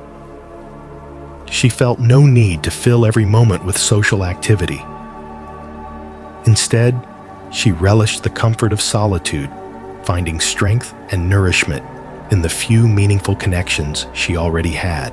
On the last evening of her stay, she sat in the garden watching the stars emerge one by one in the vast sky above. The peacefulness of the night seemed to echo her thoughts, a quiet affirmation of the clarity she was beginning to embrace. With each breath, Alina felt more at peace with herself and the friendships she had nurtured. She understood now that true connection didn't require quantity, but depth, and that peace with herself was the foundation for all meaningful relationships. Quantity. Notice the relationships in your life that bring you true joy and nourishment, and those that leave you feeling drained or disconnected. The Buddha's wisdom encourages us to honor the unique ways in which we connect with others, embracing the depth of our bonds over the surface level ones that often clutter our lives. As Alina had discovered, true contentment is not about fitting into a mold or meeting societal expectations of friendship, but about finding peace within ourselves and cultivating relationships that align with our authentic selves. The more we align with our true nature, the more we create space for meaningful connections to flourish. As you reflect on your own connections, consider, where do you give of yourself with a full heart? In what relationships do you feel truly seen and understood? And where do you perhaps give too much, leaving yourself depleted? Let this be your guiding question, and know that in honoring your own path, you invite others to do the same. May you rest in the peace of knowing that true fulfillment comes not from many connections, but from the deep and authentic ones that support and nourish you. May your relationships be grounded in presence and love, and in the simple wisdom that the Buddha shared. Happiness is found not in seeking more, but in appreciating and giving fully what we already have. Music fades, ritual items and sacrificial offerings, but now he felt threatened by the Buddha's growing influence. His anger simmered as he watched the crowd, feeling that his livelihood and his position in society were being undermined by the Buddha's simple yet profound teachings. As the Buddha spoke, Devadatta's bitterness grew. He had always profited from people's fears, selling them the belief that sacrifices and rituals were needed to appease the gods. The Buddha, with his message of inner peace and direct connection to the divine, seemed to negate everything Devadatta had built his life upon. Finally unable to contain himself any longer, Devadatta pushed through the crowd and approached the Buddha. His voice was sharp as he said, "You speak of peace and wisdom, but your words are taking away the very traditions that have supported our community for generations. How can you claim to be a teacher of truth when your teachings harm those who have long served the needs of the people?" The Buddha regarded him calmly, his face serene and his presence unwavering. He listened patiently as Devadatta continued to vent his anger and frustration. When the merchant finally finished, the Buddha spoke quietly.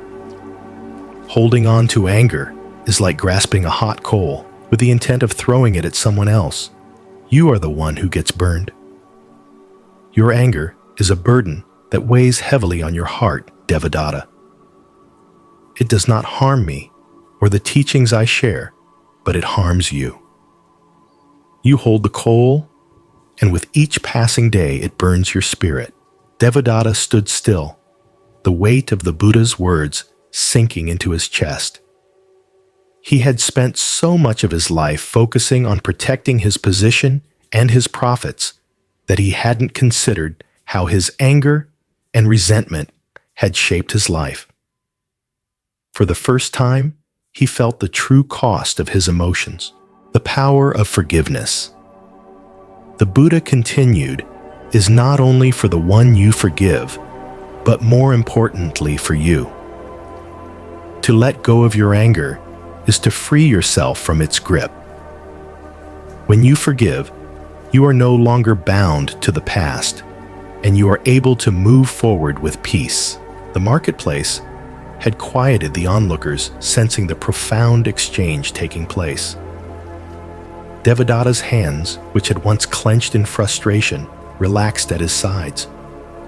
He looked around at the crowd and then back at the Buddha, who was gazing at him with compassion. In that moment, something inside him shifted. I have been holding on to my anger for too long. Devadatta admitted, his voice quieter now.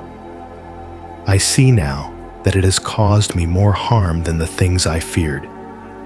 I have been holding the hot coal all these years, and I am the one who has been burned. The Buddha nodded gently. Forgiveness does not mean forgetting or condoning what has been done to you. It simply means letting go of the anger and resentment, for in doing so, you release yourself from suffering. It is a gift you give yourself, as much as it is a gift to others. Devadatta took a deep breath, the weight of the Buddha's wisdom settling deeply in his heart. He had spent so many years resisting change, clinging to the old ways, but now he realized that true liberation came not through resistance, but through acceptance and forgiveness. As he stood before the Buddha, he felt a sense of relief wash over him. The anger that had been consuming him for so long was beginning to fade, replaced by a quiet peace. The marketplace, once a place of noise and tension, now felt like a space of calm. As the Buddha finished his teaching and the crowd began to disperse, Devadatta took a step back, his heart lighter than it had been in years. He had come to challenge the Buddha's teachings, but instead, he had found a deeper truth within himself, a truth that would guide him forward into a life of greater peace and understanding. As the stars began to appear in the sky, a soft breeze carried the scent of jasmine through the marketplace, and for the first time in many years, Devadatta felt the warmth of forgiveness in his heart. He knew now that true freedom came not from holding on to past wrongs, but from letting go and embracing the present with an open heart. Watched in stunned silence as the Buddha's calm response began to sink in. Devadatta, who had come expecting to provoke anger and retaliation, was now caught in a strange and unsettling quiet. His anger, once a fierce and familiar force, felt out of place in the face of the Buddha's unshakable peace. Your anger, the Buddha continued gently, does not disturb me, Devadatta. It disturbs only you. It is like a heavy burden you carry thinking it is for someone else, but all the while it weighs you down. When we carry anger, we hold on to suffering, and we pass that suffering on to others. But when we let it go, the burden is lifted from both us and the world. Devadatta stood motionless, the words cutting through the layers of resentment that had built up over the years. For the first time, he felt the weight of his own anger, not as a shield, but as a burden that had only made his life heavier. The Buddha looked at him with kind eyes, his expression soft but resolute. You hold on to anger like a hot coal, thinking to throw it at another. But you are the one who gets burned. Anger poisons the heart, and as long as you hold on to it, it will continue to poison you. The words seemed to pierce the thick shell of defensiveness Devadatta had built around himself. He had spent so long justifying his anger, blaming the Buddha for his loss, for the erosion of his status, for the changing world that seemed to leave him behind. But now faced with the Buddha's unwavering calm and compassion, those justifications felt hollow. He was no longer sure who the real enemy was. The Buddha continued, anger is born from attachment to our own beliefs, to our own version of how the world should be. But attachment creates suffering. To find peace, you must learn to let go of that which binds you. You must forgive not just others, but yourself for holding on to such weight. Devadatta's mind raced as the Buddha's words echoed within him. He had never considered forgiveness in this way before. He had always thought of it as something given to others, something that required them to repent or show remorse. But the Buddha was asking him to forgive the very emotions that had been controlling him, asking him to release the anger he had clung to for so long. The marketplace, once filled with murmurs and the bustling of daily life, was now enveloped in a strange quiet. The crowd waited unsure of what Devadatta would do next. Would he lash out? Would he accept the Buddha's words? For a long moment, Devadatta said nothing. The weight of his years of resentment, of his hard-held beliefs about what had been taken from him, seemed to come crashing down on him. His breath came slower, as if the anger itself was slowly draining from his body. Finally, Devadatta spoke, his voice low and uncertain. I have been holding on to my anger for so long, thinking it was justified. But now I see that it has only hurt me. It has only kept me from peace. The Buddha nodded his smile, soft and understanding. Let it go, Devadatta. Forgiveness is not for the one who wronged you, but for your own heart. It frees you from the suffering you have been carrying. It is the only way to find true freedom. The crowd still gathered around felt a palpable shift in the air. The energy of anger and resentment that had once filled the space now seemed to dissipate, replaced by a profound sense of stillness. As Devadatta stood there, silently contemplating the Buddha's words, the Buddha continued, You are not defined by your past actions, nor by the anger you have held on to. You are free to choose a new path, one that leads to peace. The choice is always yours. Devadatta slowly bowed his head, a small gesture of acknowledgement, though his heart was still in the midst of an internal storm. He had come to challenge the Buddha to prove that his way was right and that his anger was justified. But in that moment, he realized that his true challenge lay in releasing the anger he had carried for so long and finding peace within himself. As the crowd slowly dispersed, Devadatta remained standing for a while, lost in thought. The moon had risen high in the sky, casting its silvery light over the marketplace. For the first time in many years, he felt the stirrings of something new, something other than anger. Perhaps for the first time, he was beginning to understand what it meant to forgive, and in doing so, to finally free himself. The Buddha's teachings had struck a deep chord within him, and though the path of forgiveness was not easy, Devadatta knew that it was the only way forward. And in that quiet moonlit marketplace, he took the first steps toward healing. The day. Devadatta, no longer driven by the need to defend himself, felt an inexplicable pull to return to the Buddha. His mind raced with uncertainty, but his heart was increasingly clear something needed to change.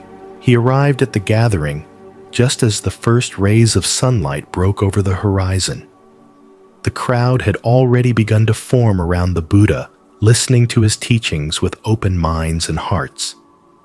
Devadatta hesitated at the edge of the group, unsure of how to approach, but the Buddha, sensing his presence, turned to him with the same calm, steady gaze that had disarmed him the day before. Devadatta, the Buddha said, his voice gentle but firm. "What brings you here today?" Devadatta swallowed hard, struggling to find the right words. His anger, once so fierce and consuming, had given way to something unfamiliar humility. He felt a deep sense of regret for the harm he had caused and the anger he had clung to for so long. Finally, he spoke, his voice raw and uncertain. "I came to apologize," he said, "for my words, for my actions, for the anger I have carried for so long, thinking it justified. You were right. My anger has only hurt me, and it has clouded my judgment. I see now that it has kept me from peace and understanding." The Buddha nodded, his expression serene.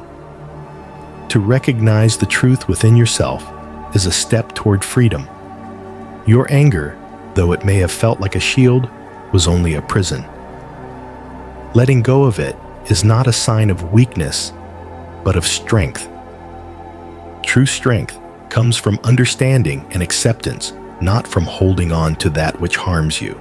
Devadatta felt a wave of emotion rise within him: shame, relief, and a deep sense of clarity. For the first time, he felt the weight of his choices lift, as if the burden of anger he had carried for so many years was finally being released. "I am willing to change," he said quietly. "I don't want to live in anger anymore. I want to find a path that brings peace, not just to me, but to others as well." The Buddha smiled. His eyes filled with warmth. "Then you are already on the path, Devadatta. To change is to be reborn, and each moment offers you the opportunity to choose peace over conflict, wisdom over ignorance. The world is full of possibilities, and now you have the clarity to choose a path that benefits both yourself and others." Devadatta stood silently for a moment, absorbing the Buddha's words. It was as if a veil had been lifted from his eyes, revealing a path he had never considered, a path of integrity, of truth, and of compassion. He was no longer the man who clung to anger and resentment, but a man who was beginning to understand that true freedom lay in letting go. As the day wore on, Devadatta remained with the Buddha, listening to his teachings and slowly letting go of the past. He knew that the road ahead would not be easy, but for the first time, he felt hope that he could create a new way of living, one rooted in honesty, compassion, and the wisdom that had been shared with him. That evening, as the sun set and the stars began to emerge, Devadatta returned to his home, no longer burdened by the anger that had once defined him. He knew that he had taken the first step toward healing, and though the journey ahead would be long, he was ready to walk it with an open heart, guided by the Buddha's teachings and the newfound peace within himself. "Sure who I am," Devadatta said, quietly, his voice tinged with vulnerability. "I clung to that anger like an old familiar cloak, as if it defined me. But now without it, I feel exposed, uncertain of who I am, without the shield of resentment." The Buddha listened intently, his expression soft but firm. "The anger you carried may have felt like protection, but it was actually a prison. You have the power to choose a new identity free from the chains of your past. Anger is not who you are, nor is it what you must become. It was a response to the world as you saw it, but the world is always changing, and so too are you. You are not defined by your past actions or your anger. You are defined by your capacity for growth, for understanding, and for forgiveness." Devadatta sat in silence, deeply moved by the Buddha's words. He had spent so many years identifying with his anger, using it as a way to shield himself from the fear of losing control or facing the vulnerabilities beneath the surface. He had not realized how much of his energy had been consumed by that rage, or how much of his life had been clouded by the stories he told himself about what he had lost. "Let go of the story of who you think you are," the Buddha continued. "You are not bound to that story. You are free to choose who you wish to become, each moment offering a new opportunity to act with compassion, wisdom, and understanding. You can choose to let go of your anger to release it, and in doing so, you release yourself from its grip." Devadatta felt the weight of the Buddha's teaching sink deep within him. For the first time, he realized that his anger had never really been his true self. It had simply been a reaction to fear and loss. It had defined his actions and his interactions, but it no longer needed to define his future. He had been holding on to it out of habit, but now he saw that he could choose to release it, to forgive not only others, but himself as well. Forgiveness, the Buddha said, is not a sign of weakness. It is a sign of strength. It takes great courage to let go of what we hold on to so tightly, to release the past and make space for a new way of being.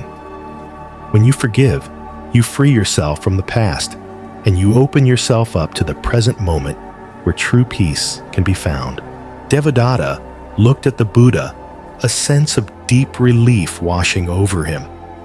He had come to this moment full of anger, but now he was beginning to understand the liberation that forgiveness offered. It wasn't just about releasing others from their wrongdoings. It was about freeing himself from the heavy burden of resentment that had kept him tied to the past. "I understand," Devadatta said, his voice steady now. "I see that forgiveness is not just about letting go of anger toward others. It's about letting go of the anger within myself. And in doing so, I can truly move forward, no longer bound by what has been." The Buddha smiled, his expression warm and encouraging. "Exactly. Forgiveness is not about forgetting the past, but about choosing not to let it control you. It is about embracing the freedom to become who you truly are, unburdened by the weight of past anger or resentment." As the sun began to set, casting long shadows over the banyan tree, Devadatta felt a sense of peace he had never known before. The anger that had consumed him for so long had started to dissipate, replaced by a quiet understanding. He no longer felt bound to his past actions or the anger he had once used to protect himself. He felt a new sense of possibility opening up before him. As he stood to leave, he bowed deeply to the Buddha, his heart lighter than it had been in years. "Thank you," he said, simply the words, carrying a depth of gratitude he had never expressed before. "You are always welcome, Devadatta," the Buddha replied. "May you walk the path of peace, free from the burdens of the past, and may your heart be open to the new possibilities that each moment brings." Devadatta left the banyan tree that day a changed man. He had come seeking to challenge the Buddha, but in the end, it was the Buddha's wisdom and compassion that had challenged him to release the chains of anger that had defined him for so long. And as he walked away, he felt the first stirrings of true freedom, a freedom born of forgiveness, compassion, and the courage to embrace a new way of being. Became a powerful lesson for them all. They saw a man who had lived with anger for so long, allowing it to define his life, now standing in front of the Buddha as a different person, a person open to transformation. His willingness to change, to let go of his old identity, offered them all a glimpse of the freedom that could come from releasing past grievances. Devadatta, still sitting beside the Buddha, was deep in thought. He had never before considered the idea of creating space between feeling and acting, much less the possibility of choosing how to respond to his emotions. For years, he had believed that his anger was an essential part of him, an automatic justified response to being wronged. But now, in the Buddha's presence, he saw that his anger was not who he was. It was something he could choose to release, just as one releases old skin. "I have spent so much time feeding my anger," Devadatta said, his voice softer now. "It has been like a fire that I kept stoking, not knowing that it would consume me. I thought I was justified in holding on to it, but now I see that it has been a source of suffering, not just for me, but for those around me."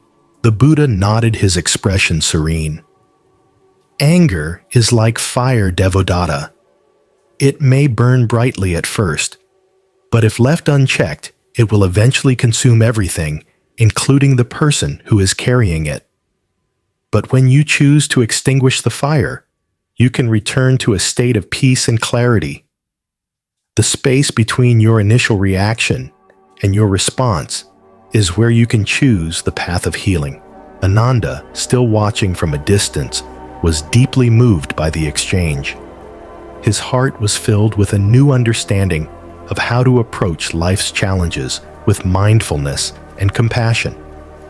He had long admired the Buddha's wisdom, but now he was witnessing it firsthand in a deeply personal way. "Master," Ananda asked, his voice filled with curiosity, "how do we learn to rest in that space? When anger arises, how do we not react immediately, as our instincts might urge us to?" The Buddha smiled, his eyes warm with understanding. "It begins with mindfulness, Ananda. The more you practice being present with yourself, the more you can become aware of your emotions as they arise without becoming entangled in them. When you notice anger, you simply observe it without judgment. You don't identify with it. You are the awareness observing the anger, not the anger itself." Devadatta's expression softened as he listened to the Buddha's words. The concept of mindfulness, of simply being aware of his emotions without being consumed by them, was beginning to resonate deeply within him. He realized that this practice of mindfulness could open up a new way of living, one that was free from the automatic responses that had controlled him for so long. "Hoichi, will you teach me this practice?" "Master," Devadatta asked, his voice steady with newfound resolve. "I want to learn how to create that space to choose my responses and to let go of the anger that has held me captive." The Buddha's smile widened his voice, gentle and encouraging. Of course, Devadatta. The path of peace begins with awareness. From there, you will learn how to respond to life's challenges with wisdom and compassion. It is a practice, and like all practices, it requires patience and dedication. But I believe that you are ready to begin. As the conversation continued, the crowd around the Buddha listened with rapt attention. Many had come to hear the teachings about life and death, about suffering and enlightenment. But today, they were witnessing something more personal, a transformative shift in a man's heart brought about by forgiveness, awareness, and the willingness to change. The day passed quietly, with the sun slowly setting over the distant hills. Devadatta remained by the Buddha's side, asking questions, absorbing the teachings, and beginning to understand what it truly meant to forgive not just others, but himself. The Buddha's words had planted a seed within him, one that he knew would grow as he practiced mindfulness, awareness, and compassion in his daily life. As night fell, the crowd dispersed, many of them feeling the warmth of a new understanding. Some, like Devadatta, had been transformed by the simple yet profound teachings they had received. And others, witnessing this change, left with a renewed sense of hope that forgiveness, both for others and for oneself, was not only possible, but essential for finding peace. Devadatta, now quiet and contemplative, walked back to his home, feeling lighter and freer than he had in years. The burden of his anger was no longer a constant weight on his shoulders. In its place, he carried the beginning of a new path, a path that he could choose moment by moment with mindfulness and compassion. And though he knew the journey ahead would not always be easy, he felt confident that with each step, he was moving closer to true peace. He spoke of the power of forgiveness, not as a passive act, but as a transformative practice. The crowd gathered beneath the banyan tree, listening intently as the Buddha explained that forgiveness is the doorway to freedom from suffering, freedom from the past, from anger, and from the chains of resentment. Devadatta's journey, the Buddha said, shows us that when we choose compassion over retaliation, we free ourselves. It is not merely a gift we give to others, but a gift we give to ourselves. The true power of forgiveness lies in its ability to heal our own hearts. Ananda, standing nearby, watched the exchange with admiration. He had seen the change in Devadatta from the angry merchant to the peaceful teacher, and he understood now that this transformation was not just the result of a single encounter, but of continuous practice, of choosing peace over anger, forgiveness over resentment, day after day. As the Buddha continued his teachings, Devadatta sat quietly beside him, his heart at ease. He had come to understand that forgiveness was not a destination, but a journey, a daily practice of releasing the burdens of the past and choosing to live with an open heart. He had come to see that anger, resentment, and judgment were not innate parts of who he was, but simply reactions to fear, misunderstanding, and attachment. True freedom, the Buddha said, is found in the ability to let go not just of anger, but of the idea that we are bound by the actions of others. We are only bound by our own attachment to suffering. Devadatta had seen this truth unfold in his own life. He no longer clung to the stories of victimhood, of the wrongs done to him, and he no longer allowed his anger to dictate his actions. He had learned to rest in the space between his reactions and his responses, and in that space, he had discovered the peace that had always been available to him. As the day came to a close, Devadatta felt a profound sense of gratitude toward the Buddha. He had once sought to challenge him, but now through the Buddha's teachings, he found himself on a path of personal transformation, a path that was no longer defined by his anger, his fears, or his past. It was a path defined by peace, compassion, and the courage to forgive. Before the gathering dispersed, Devadatta stood and addressed the crowd, his voice steady and filled with sincerity. "I came to the Buddha as an angry man consumed by resentment and fear," he said. "But through his teachings, I have learned that the only way to true freedom is through forgiveness, not just of others, but of myself. I am no longer bound by the past. I am free to choose peace." The crowd, moved by his words, gave him a respectful nod. His transformation had become a living testament to the Buddha's teachings, a reminder that change is possible, that forgiveness is liberating, and that peace begins within. As Devadatta walked away from the banyan tree that day, he knew his journey was far from over. There would be moments when old patterns resurfaced, when anger threatened to take root again. But now, he knew how to meet those moments with compassion, both for himself and for others. He was no longer a prisoner of his past, but a fellow traveler on the path to awakening, guided by the wisdom of forgiveness and the peace that it brought. Had drawn many seekers from distant lands. Monk Arrow, though quiet and contemplative in his ways, had earned a reputation for his deep understanding of the human condition, particularly when it came to the practice of kindness and self-care. One spring morning, a young woman named Maya arrived at the temple, her face drawn with exhaustion.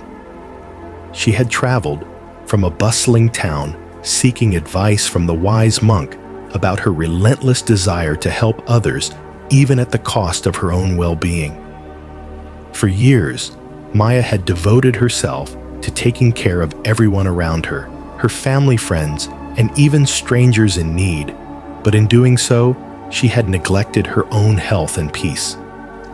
She was overwhelmed, burnt out, and unsure how to navigate the delicate balance between kindness to others and self-care.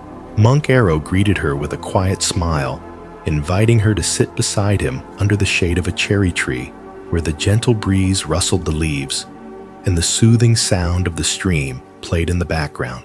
"Maya," he began, his voice soft yet filled with wisdom. "I can see that your heart is full of kindness, but your body and spirit are weary. You've given much, but I sense that you are losing yourself in your giving. What brings you here today?" Maya exhaled deeply, her voice strained as she replied, "I want to help, to be there for everyone who needs me. But I feel as though I'm emptying myself out. I don't know how to stop, how to say no without feeling selfish. I fear that if I don't help, I won't be good enough, that I'll be letting people down." Monk Arrow nodded slowly, his gaze thoughtful. "You are not alone in this, Maya. Many people believe that the more they give, the better they are, but this is a misunderstanding. Kindness is a virtue, but like all virtues, it must be practiced in balance. When we give too much without care for ourselves, we are not truly helping others. We are merely depleting ourselves, and ultimately, we may have nothing left to give." Maya listened intently, her brow furrowed in contemplation. "But isn't it selfish to care for myself when others need me?" Monk Arrow smiled kindly. "Caring for yourself is not selfish. Maya, it is essential.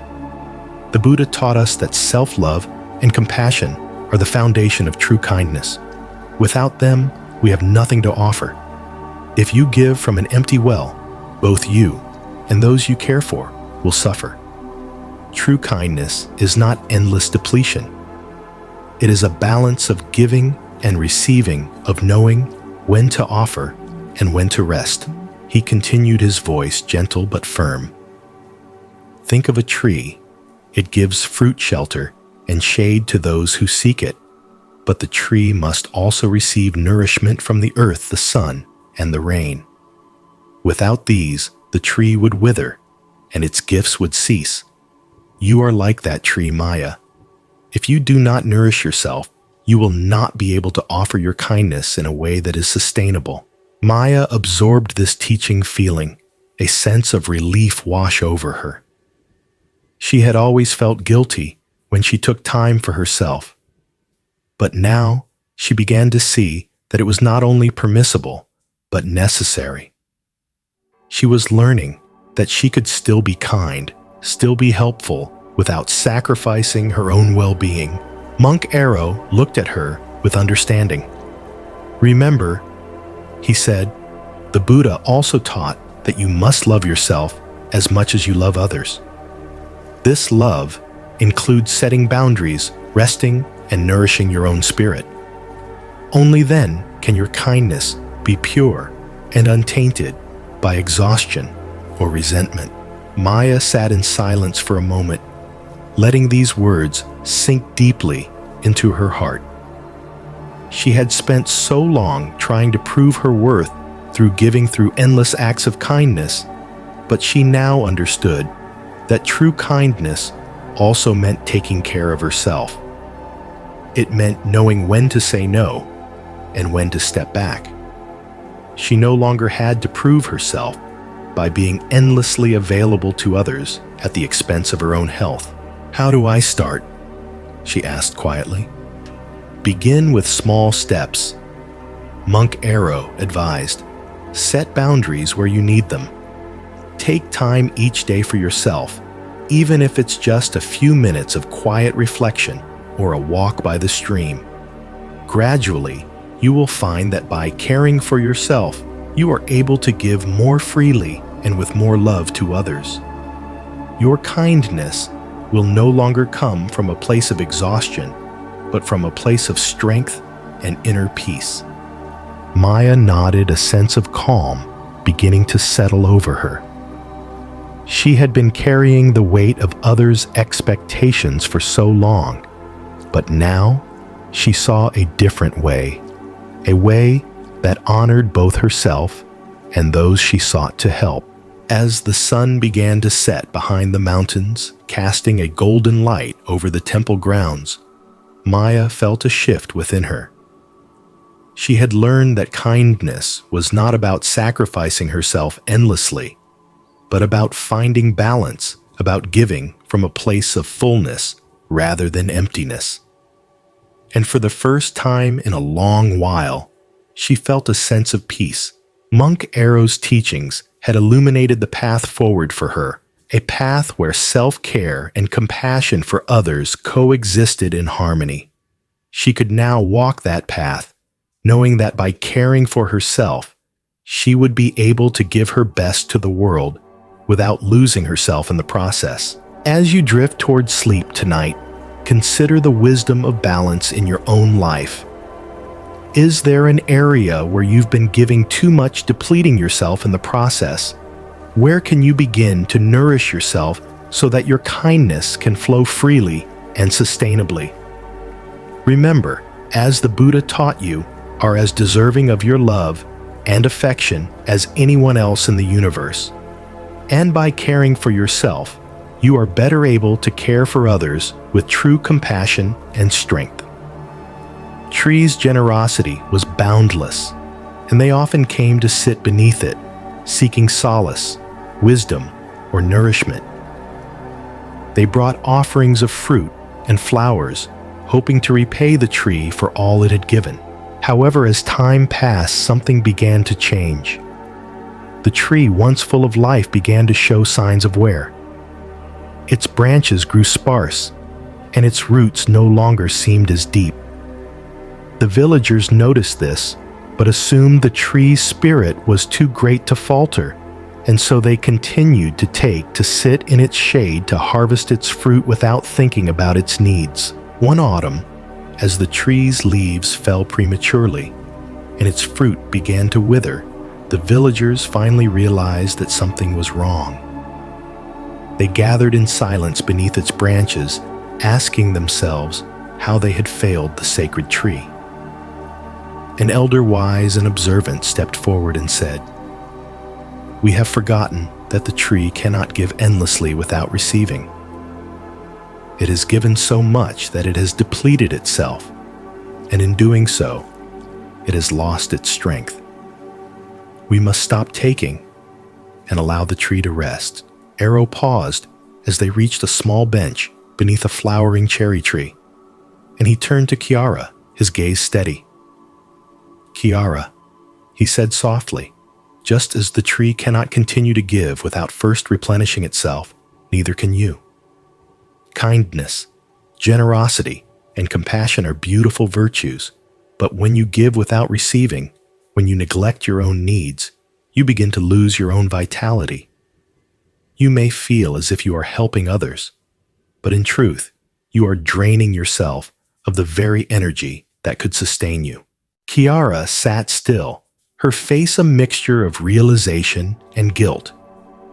She had always believed that true kindness meant giving without limit, without expecting anything in return. But now, for the first time, she began to understand that true kindness also meant caring for herself. Arrow continued, his voice gentle but firm. "You were taught that kindness brings joy. And this is true, but only when it is practiced in balance.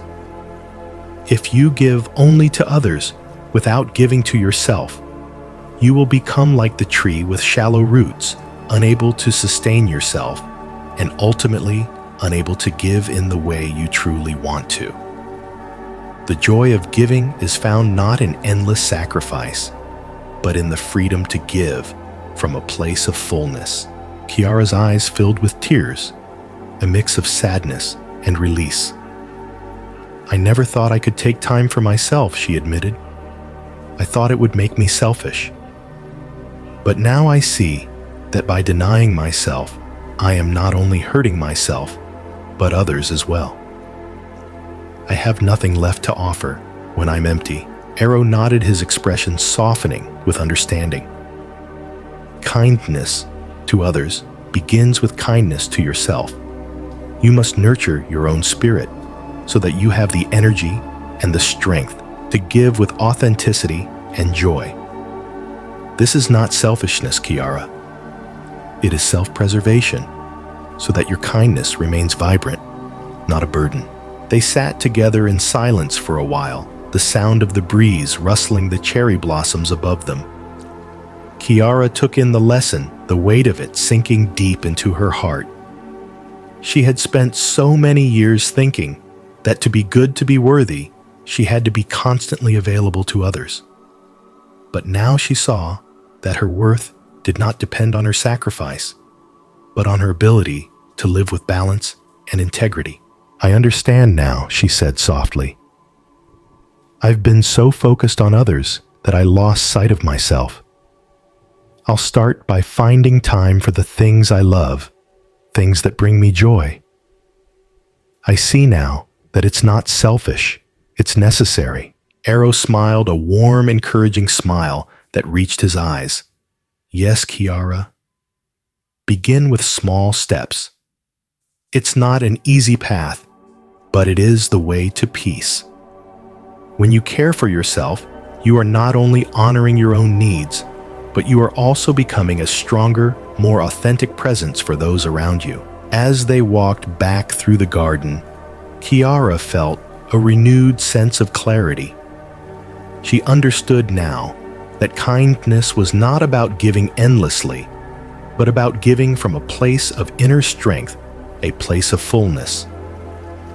The lessons of the tree and the importance of self-care had opened her eyes to a new way of living. As the evening settled in and the stars began to appear, Kiara thanked Monk Arrow for his wisdom. She knew her journey was just beginning, but she felt ready to take the steps needed to restore balance in her life. As you drift toward sleep, tonight reflect on the wisdom of balance in your own life. Are there areas where you've been giving too much and not receiving enough? Where can you begin to nurture your own spirit so that your kindness to others comes from a place of abundance rather than depletion? Remember the Buddha's teaching. Self-care is not selfish, but essential for sustainable kindness and compassion.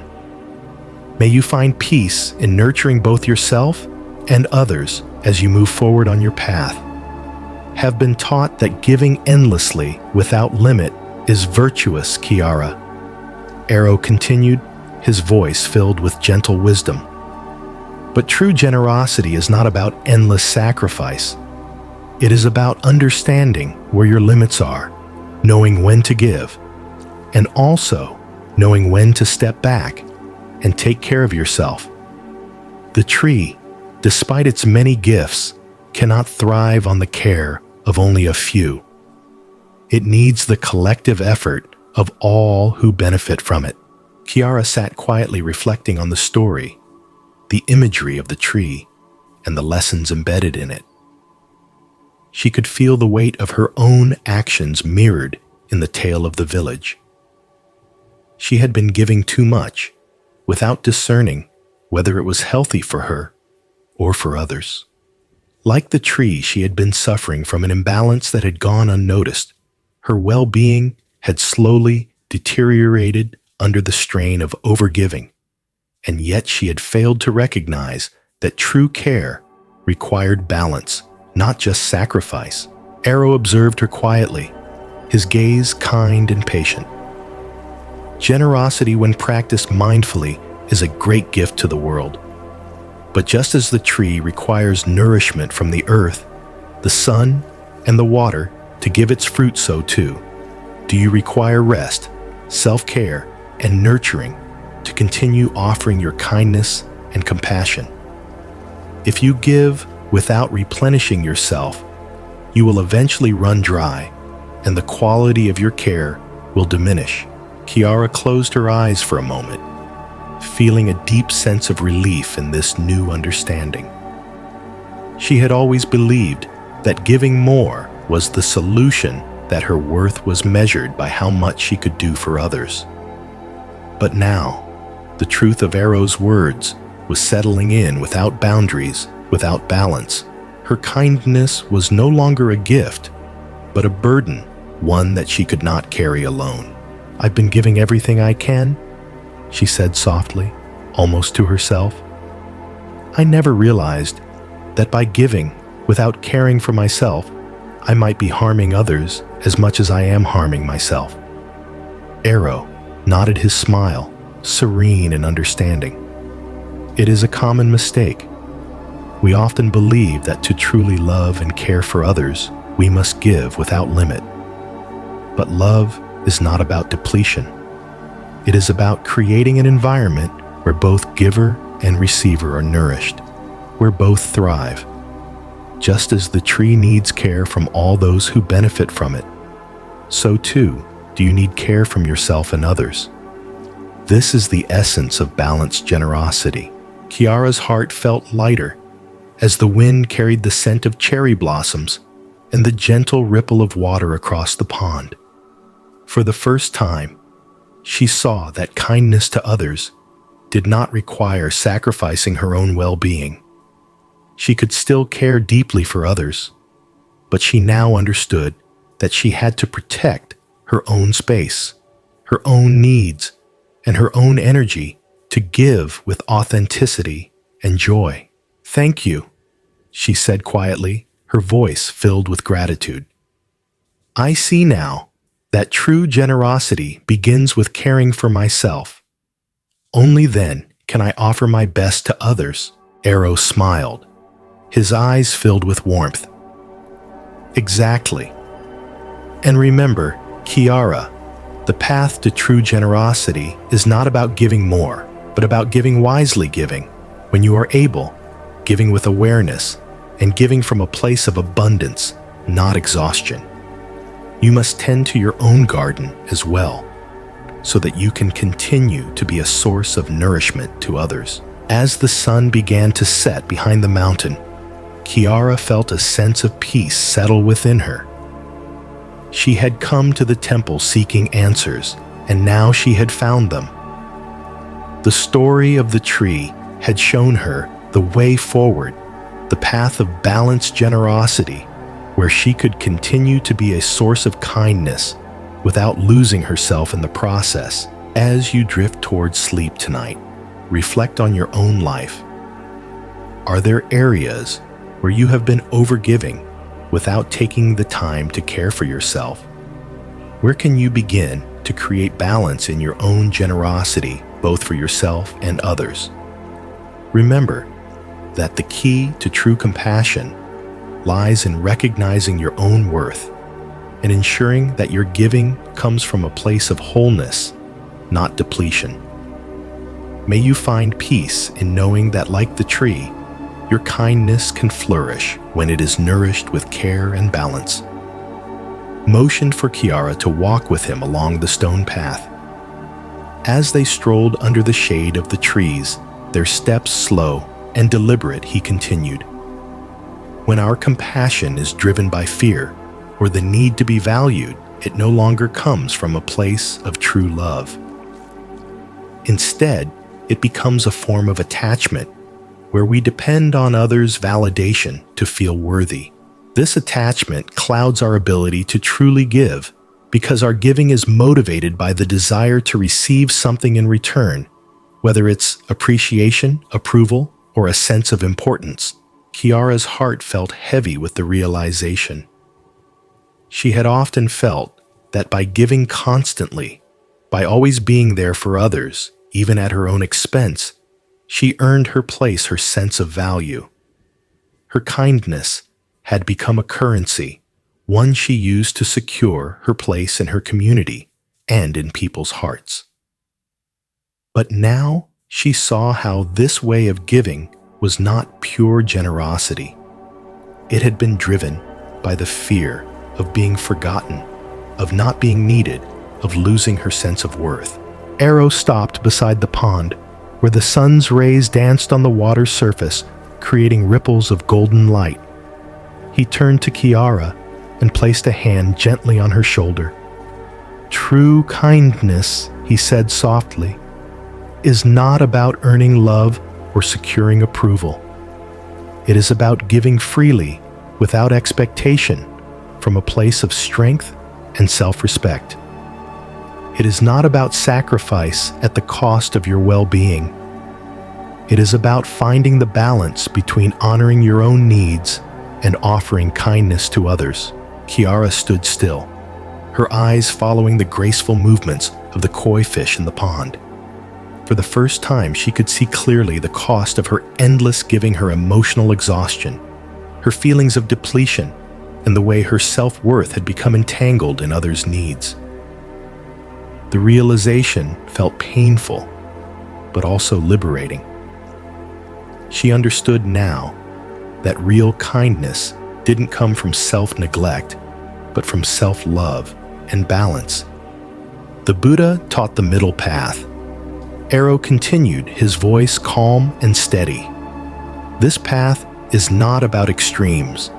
It is not about giving endlessly, nor is it about withholding your kindness out of fear or selfishness.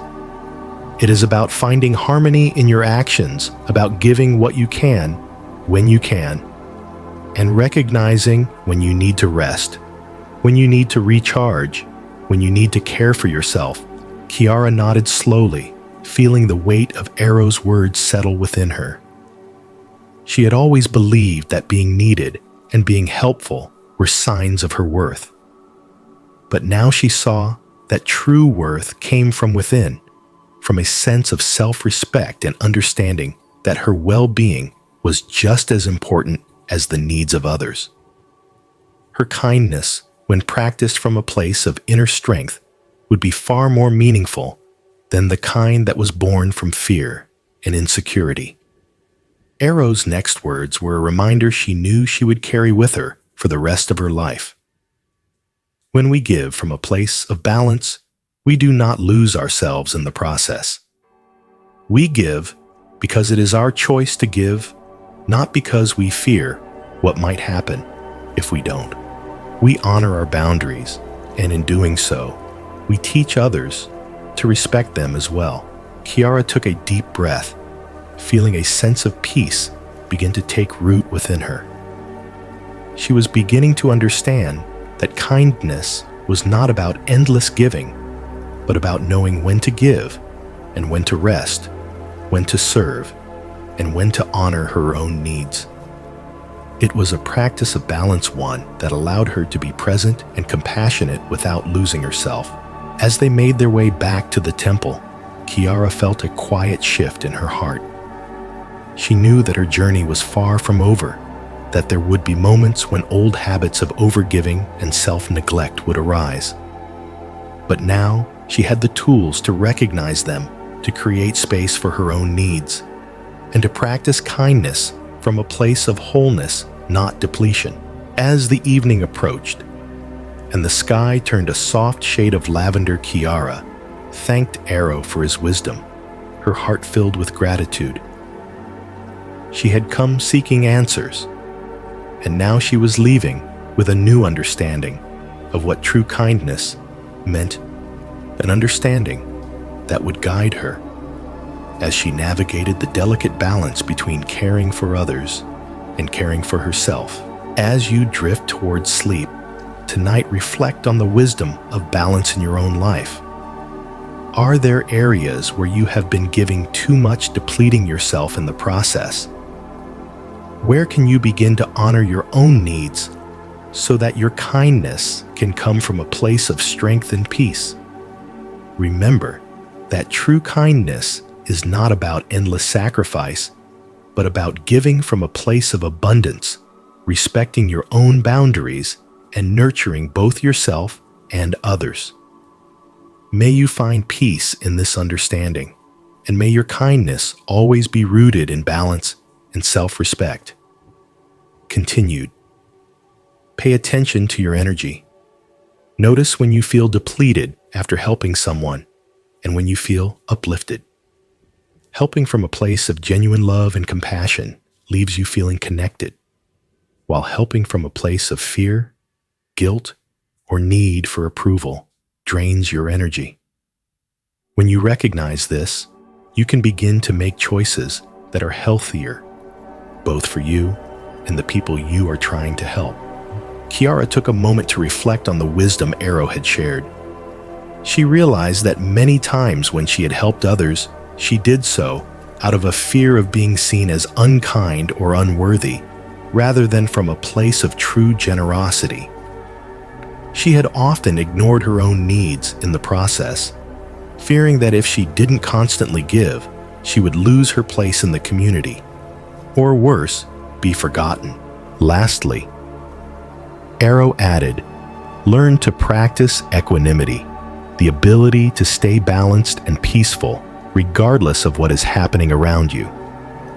True kindness does not get tossed about by the circumstances of others' emotions or needs. When we have equanimity, we can help others without being swept away by their turmoil or demands. We become a steady presence, a foundation upon which others can rely, but not someone who is overwhelmed by them.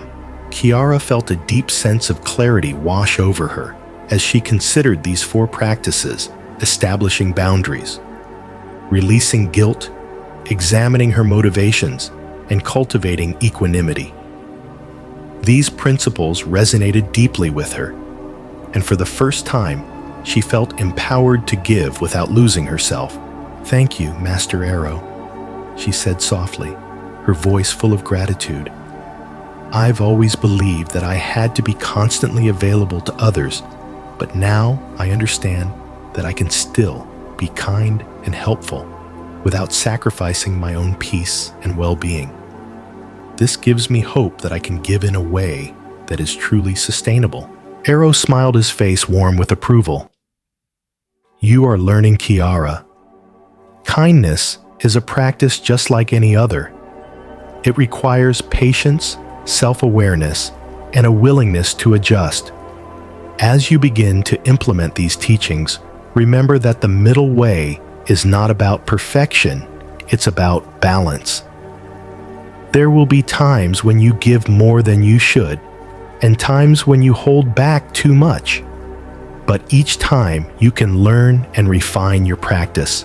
They sat in the pavilion finishing their meal in comfortable silence. The lessons of the morning had planted seeds in Kiara's heart, and she felt a deep sense of peace that had been absent for a long time. She now understood that her kindness, when balanced, would not only benefit others, but also nourish herself. As the sun moved higher in the sky, Arrow gently guided her to the next phase of her journey. "Remember Kiara," he said as they prepared to leave the pavilion.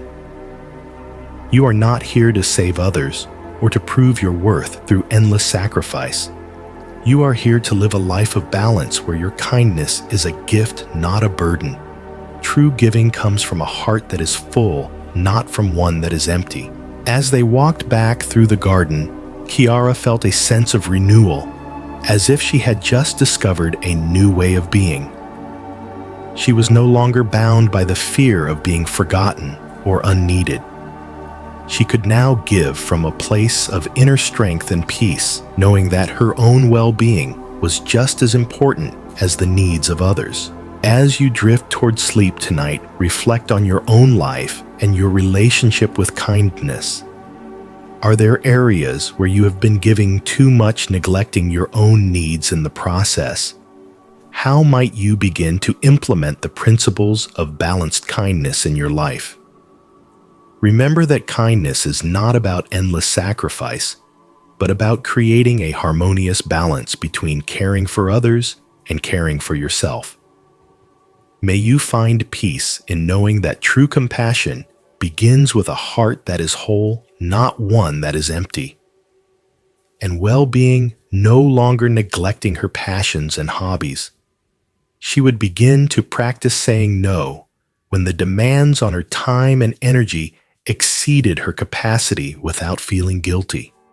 And most importantly, she would learn to recognize when her acts of kindness were fostering dependency rather than supporting growth.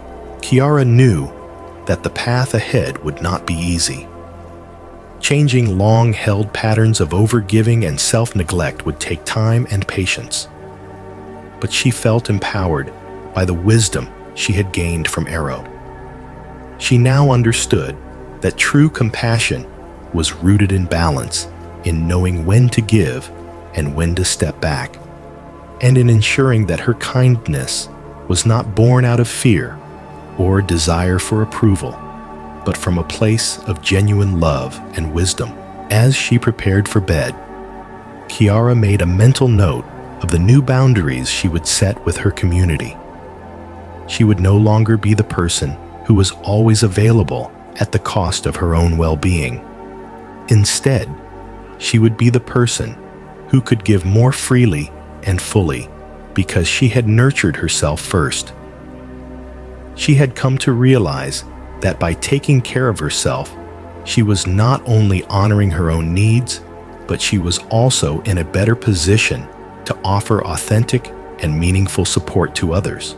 The following morning, as she prepared to leave the temple, Kiara felt a deep sense of gratitude. She had received a gift, a new perspective on kindness that would shape her relationships and her sense of self moving forward. She thanked Master Arrow for his wisdom, promising to return one day to continue her learning. With a heart full of clarity and compassion, she left the temple and began her journey back to her village, ready to create a life of balance where kindness to others and to herself could coexist in harmony.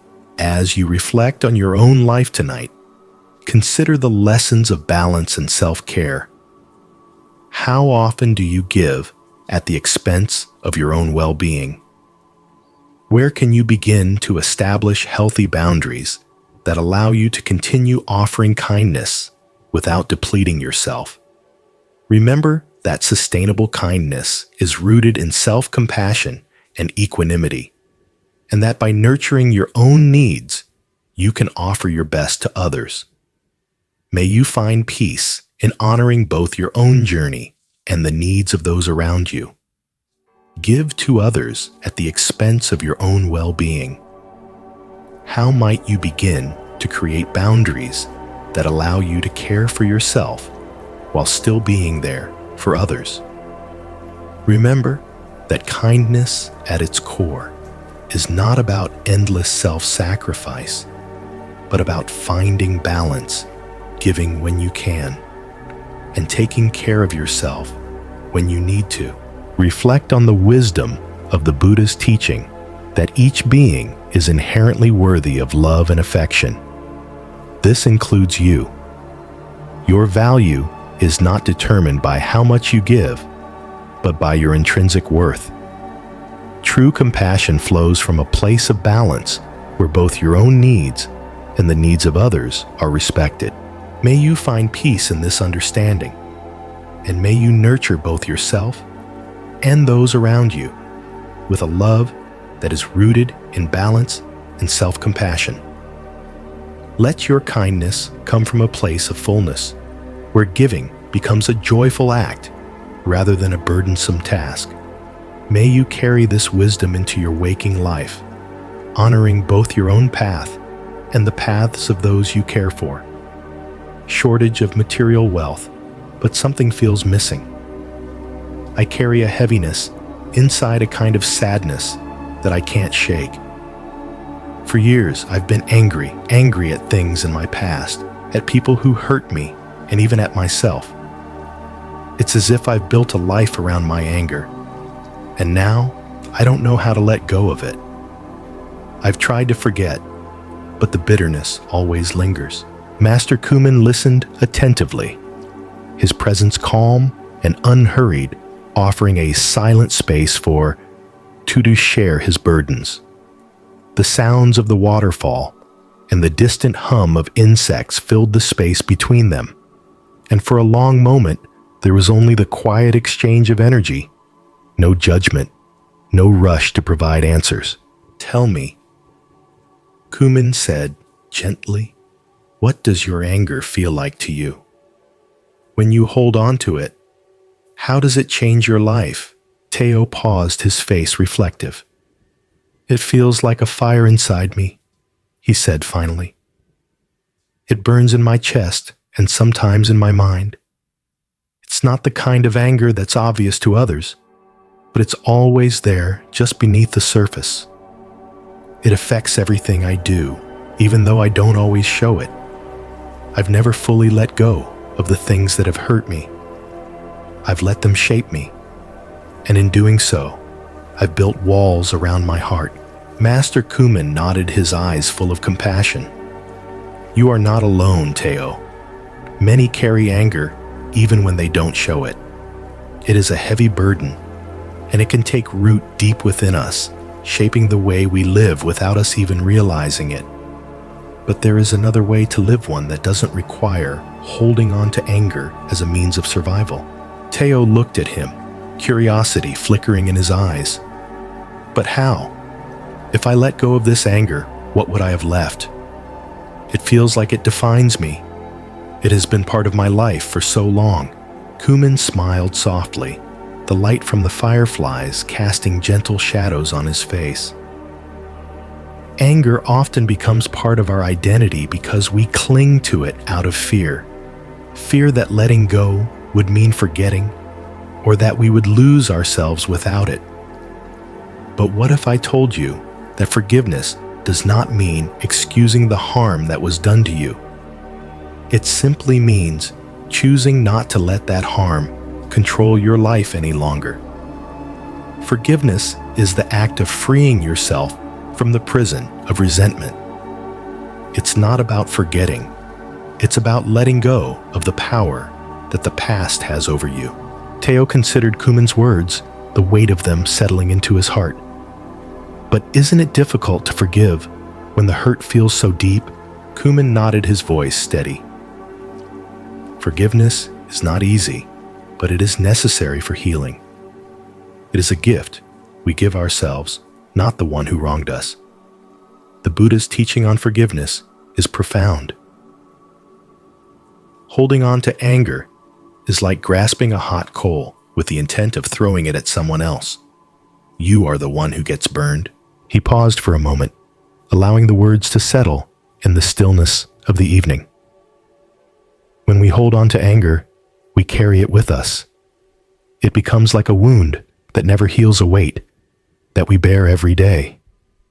But when we choose to forgive, we release that burden. We allow ourselves to heal. We create space for new growth, for peace, for joy. Teo's brow furrowed as he wrestled with the concept. But how do I let go of something that has been with me for so long?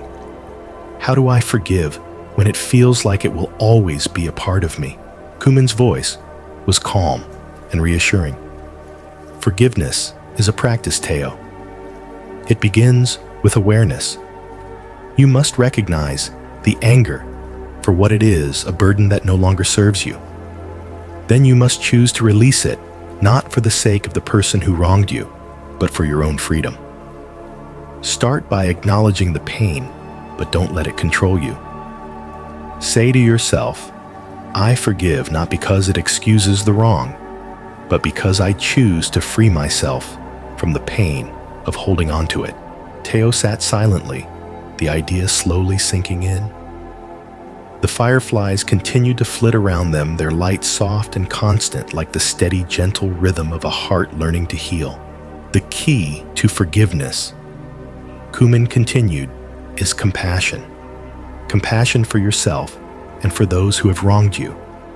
Recognize that everyone carries wounds, even those who hurt us. They too are suffering in ways that we may never fully understand. But your forgiveness is not for them, it is for you. It is a release from the anger that binds you a step toward peace. Teo took a deep breath, the weight in his chest lightening slightly as he let the words wash over him. I see now, he said softly. It's not about excusing the wrongs, but about freeing myself from them. I don't have to carry this anger anymore. Master Kuman smiled gently, his eyes full of understanding. Exactly. And when you begin to forgive, not just others, but yourself as well, you open the door to healing. The Buddha taught us that we are not defined by our wounds. We are defined by how we choose to respond to them. Forgiveness is not forgetting. It is transforming the energy of hurt into the energy of peace. As the evening deepened and the first stars appeared in the sky, Teo felt a profound shift inside him. He no longer needed to carry the anger, the resentment, the fear. He could choose a different path, one that was lighter, freer, and full of the peace that he had longed for. As you drift towards sleep tonight, consider the role that forgiveness plays in your own life. Are there burdens of anger or resentment that you are holding on to? How might you begin the practice of letting go, not for the benefit of others, but for your own freedom? Remember that forgiveness is a powerful gift to yourself, a way of freeing your heart from the weight of the past. May you find peace in the practice of forgiveness, and may your heart be lightened as you release the pains that no longer serve you. Undermine the justice he believed he deserved. The merchant approached the Buddha with clenched fists and a face twisted in resentment, unable to contain his emotions any longer. Master the merchant began, his voice sharp. You speak of forgiveness and compassion, yet you do not understand what it's like to be wronged so deeply. My partner not only stole from me, but he ruined my reputation and destroyed everything I worked for. How can you tell me to forgive such a man? How can I let go of the injustice that has consumed my life? The Buddha looked at the merchant with a calm, understanding gaze, allowing the man to pour out his anger without interruption. After a few moments of silence, the Buddha spoke, his voice soft yet firm. "You are right. I do not know your particular suffering, but I know suffering. We all have our wounds, and we all have our struggles. But tell me, what does your anger and resentment give you? Does it make you stronger? Does it heal the wounds of the past, or does it keep them open?" The merchant hesitated, his anger faltering for just a moment as he considered the Buddha's words. He hadn't truly asked himself what holding onto his anger had done for him. It hadn't healed his wounds. It had only prolonged them, keeping him trapped in a cycle of bitterness. The Buddha continued, "Holding on to anger is like grasping a hot coal with the intention of throwing it at someone else. You are the one who gets burned. Your resentment only feeds your suffering. And the man who wronged you has long since moved on with his life, unaware of the pain you carry." The merchant looked down, his face softening. For the first time, he saw that his anger had not punished his former partner. It had only kept him bound to the past, preventing him from moving forward. The Buddha's words had planted a seed of doubt in the merchant's heart, and he wondered if letting go of his anger might be the key to his own healing. The Buddha, sensing the merchant's shift, added, "Forgiveness does not mean condoning what was done to you. It does not mean that the wrongs against you were right.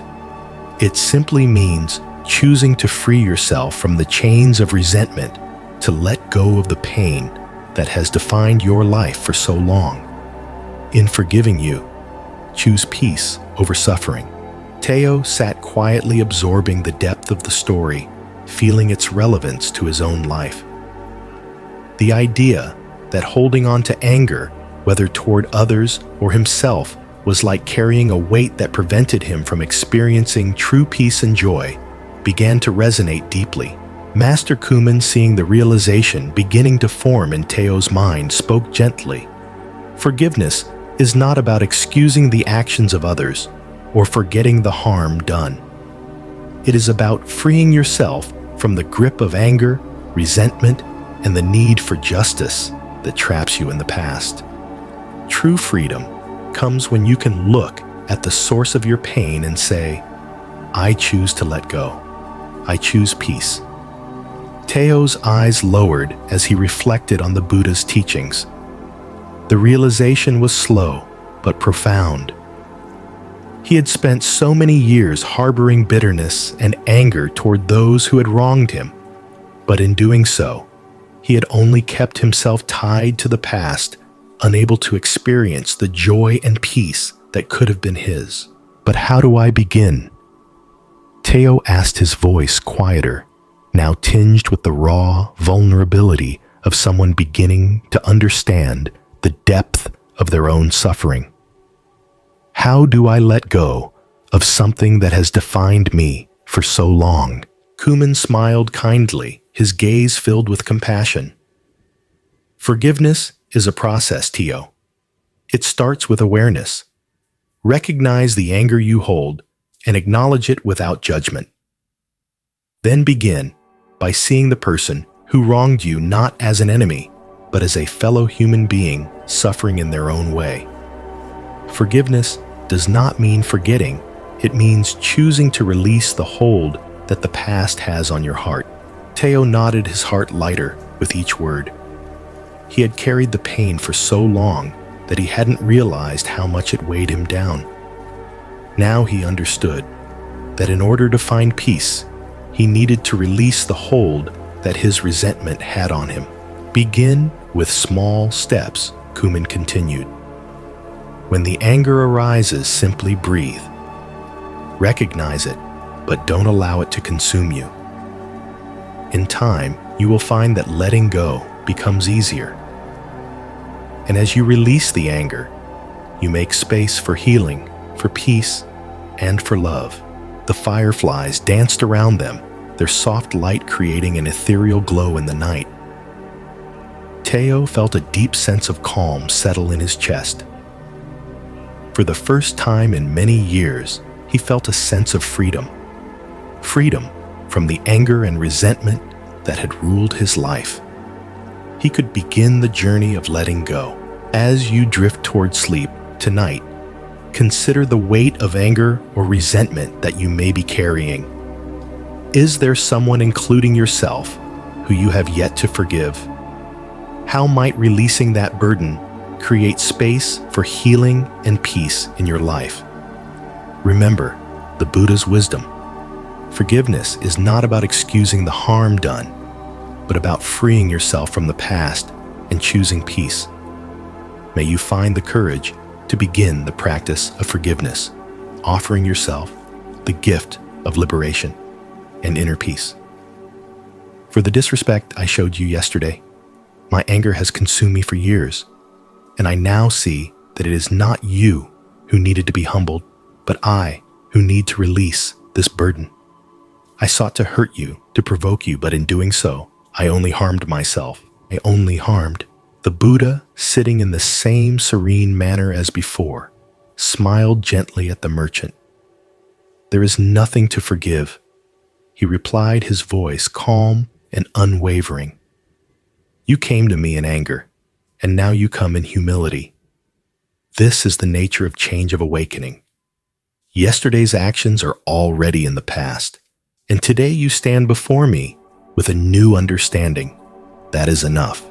The merchant, still struggling with the depths of his emotions, was taken aback by the Buddha's response. He had come expecting to seek forgiveness, but the Buddha had not only forgiven him, but also showed him that his anger and need for retribution were not necessary to bring peace into his life.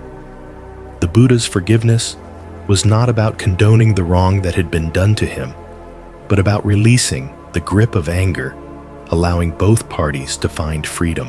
You have shown me, the merchant said, his voice thick with emotion, that I have been living in a prison of my own making. I have used my anger to define myself, to fuel my sense of righteousness. I thought it was my justice, but now I see it was my suffering. The Buddha nodded, his gaze warm with understanding. Yes, anger binds us to the past, to the story we tell ourselves about how things should have been. But when we hold on to it, we are not living in the present moment. True freedom comes when we release the chains of resentment and accept that things are as they are. We cannot change the past, but we can change how we respond to it. Kumin, now looking at Teo, continued. This story of the merchant and the Buddha is a powerful reminder of how holding on to anger creates a prison for ourselves. The Buddha did not ask the merchant to forgive himself first. He showed him that forgiveness begins with seeing the truth of our suffering, not as something to be held on to, but as something that can be let go. Teo sat quietly, his mind reflecting on the Buddha's teachings and the merchant's transformation. He could feel a shift within himself, as though the heavy burden of resentment he had carried for so long had suddenly become lighter. He began to realize that much of his own suffering had been fueled by past hurts, not because those wrongs had not been real, but because he had chosen to carry them as though they were a part of his identity. The merchant came to the Buddha seeking justice, Kumin said, drawing Teo back into the conversation. But he left with something more valuable, the realization that true freedom does not lie in justice but in letting go. The only true freedom is freedom from resentment, from the desire to make others pay for what they have done. This is the deep practice of forgiveness, to stop holding others and ourselves hostage to the past. Teo, moved by the story, whispered, "How do I begin?" Kumin's eyes were soft with wisdom. Begin by acknowledging the anger you hold. Recognize it, for what it is, not as a source of strength or justice, but as a burden you've been carrying. Then ask yourself, is holding on to this anger truly helping me, or is it keeping me in a cycle of suffering? Forgiveness doesn't mean excusing harm. It means choosing to stop being defined by it. It is a way to release the past so you can live more freely in the present. As the evening wore on and the stars began to emerge in the sky, Teo felt something within him shift. The anger and resentment that had defined so much of his life had lost some of their hold on him. He was beginning to understand that in forgiving others, he was freeing himself, not excusing their actions, but choosing peace over pain. Forgiveness is a practice, Kumin continued as the night deepened. It is something you cultivate every day. It doesn't happen all at once, but with each step, you move closer to a heart that is free. When you release the past, you open up space for peace, for joy, for a life that is no longer weighed down by old wounds.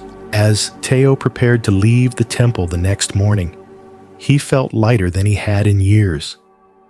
The journey to forgiveness was just beginning, but he knew that it would be one of liberation, both for himself and for those he had held in anger. He had come seeking answers, but what he found was the possibility of peace that did not come from justice, but from letting go of the need for it. As you drift toward sleep, tonight, consider where you might be holding onto anger or resentment in your own life.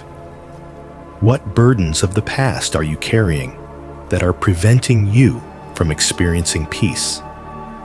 How might you begin the practice of forgiveness, not for the sake of others, but for your own freedom? Remember, forgiveness is not about condoning wrongs, but about releasing their grip on your heart. May you find peace in letting go, and freedom in choosing to move forward with a heart unburdened by the past. Became the source of his greatest wisdom. The merchant began to teach others about the power of forgiveness, sharing how his own transformation allowed him to free himself from the cycles of anger and resentment that had once defined his life. As he let go of the bitterness that had consumed him, he found peace not just for himself, but in the relationships he rebuilt with others. The merchant's story became a powerful example of how deep suffering could lead to great wisdom and healing. His journey of forgiveness had not only freed him from his own pain, but it had also opened his heart to new possibilities of connection and understanding. In forgiving, he was able to move beyond the past and embrace a life of compassion, one that was no longer weighed down by resentment. Kumin paused here, letting the story of the merchant sink in. The Buddha's teachings on forgiveness offer a path to liberation, not just for ourselves, but for all beings. By releasing our attachment to past wrongs, we open ourselves to the present moment, to the possibility of healing and transformation. We become free, not because we ignore the harm done to us, but because we choose to stop carrying it as a burden. Teo, now deeply moved by the story, and the wisdom Kumin had shared reflected on his own life. He had held on to anger and resentment for so long, using them to define his relationships and his sense of justice. But now he saw the opportunity to release that weight, to choose a new path of peace and healing. He understood that forgiveness was not about excusing the wrongs, but about liberating himself from the emotional prison he had built. "There is so much I need to let go of," Teo said quietly, more to himself than to Kumin. "So much anger I've held onto for years. But hearing the Buddha's story, it makes me want to choose peace instead. I want to let go of the arrow in my heart."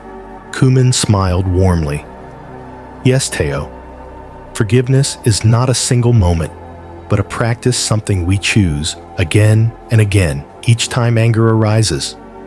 It is the ability to free ourselves from the past and live in the present with a heart that is open, free from resentment.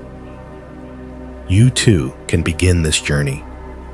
As the Buddha said, each moment offers the freedom to choose again. The garden was now bathed in the soft light of the evening, the air filled with the scent of night-blooming flowers and the gentle hum of the fireflies. Teo felt a deep sense of peace settle within him, as if a heavy burden had lifted from his shoulders. He could feel the weight of the past loosening its grip, and for the first time in years, he felt a glimmer of true freedom. As Kumin rose to leave the garden, he turned to Teo. Remember, forgiveness does not mean condoning harm. It means choosing not to let it define you. It is the key to freeing your heart, to embracing peace, and to living with compassion for both yourself and others. As you drift towards sleep, tonight reflect on your own life and the burdens you may be carrying. Are there wounds you are holding on to, whether from others or from yourself? How might you begin the practice of forgiveness, not as a gift to others, but as a liberation for yourself? Remember that each moment is an opportunity to choose peace, to remove the arrows of resentment, and to let go of the past. May you find the courage to release what no longer serves you, and may your heart be free to experience the peace and compassion that arise from true forgiveness. Forgiveness, slowly but surely embracing the steps Kumin had shared.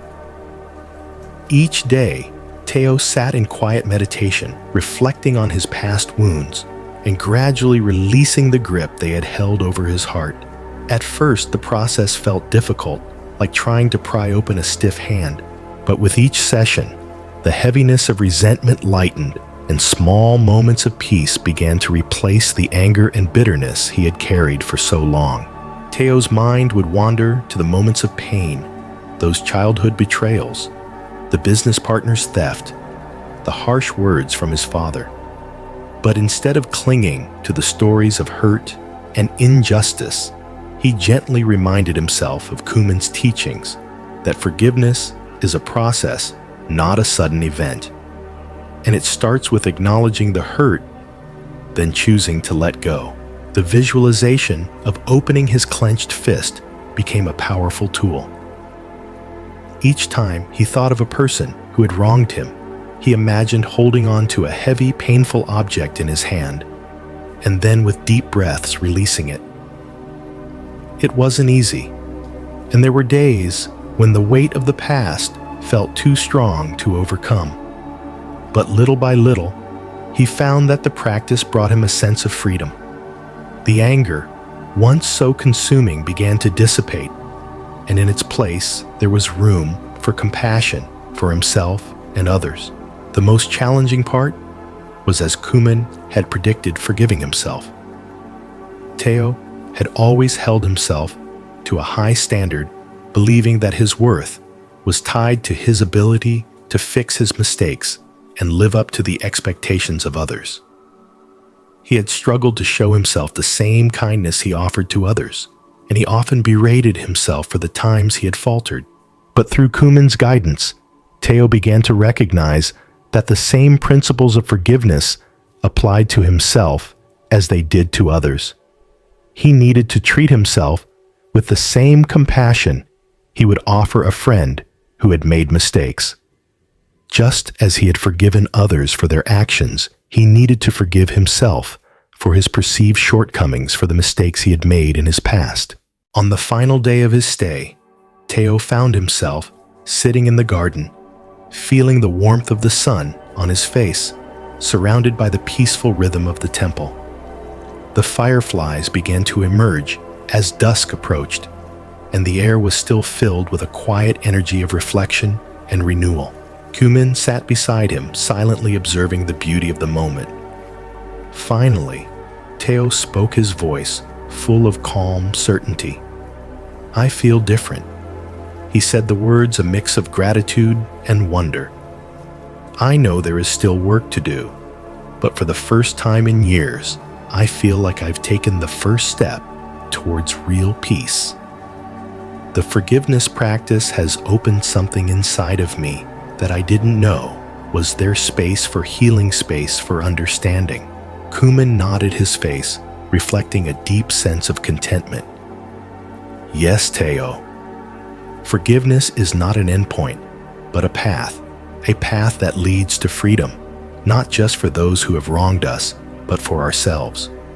The more we practice, the more natural it becomes. Each small release adds to the foundation of peace within us." As Teo prepared to leave the temple the next morning, he felt lighter than he had in years. He had come seeking answers, but what he had found was not just wisdom, but the beginning of a new way of living, one rooted in forgiveness, compassion, and the understanding that his past did not define him. As you reflect tonight, consider the role that forgiveness plays in your own life. Are there areas where you've been holding on to resentment or self-blame? How might you begin to practice the art of forgiveness, not just for others, but for yourself as well? Remember, forgiveness is not about excusing harm, but about releasing its hold on your heart. May you find peace in the process of letting go, and may your heart open to the possibility of healing and freedom. His suffering, and then choosing to release it. The process was gradual, sometimes messy, but over time, Teo noticed a profound shift in his internal landscape. The burdens that had once felt so heavy became lighter, and the anger that had dominated his thoughts began to fade into the background, no longer defining his responses or interactions. Teo learned to apply forgiveness, not just to others, but to himself as well. The old patterns of self-criticism, the harsh judgments he had carried, began to soften as he practiced extending the same compassion to himself that he had learned to offer others. When mistakes were made, whether by him or by those around him, he no longer clung to guilt or resentment.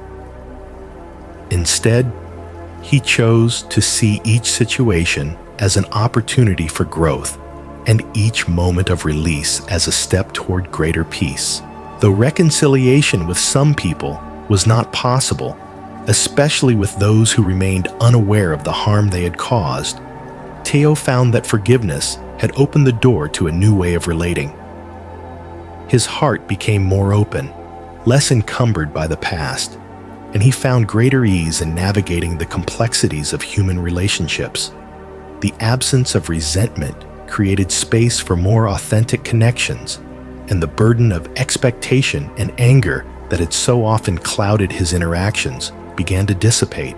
One day, several years after his visit to the temple, Teo sat in the garden of his home, reflecting on the journey he had undertaken. He thought about the relationships that had once felt so heavy, those old wounds that had seemed impossible to heal, and how over time he had released them.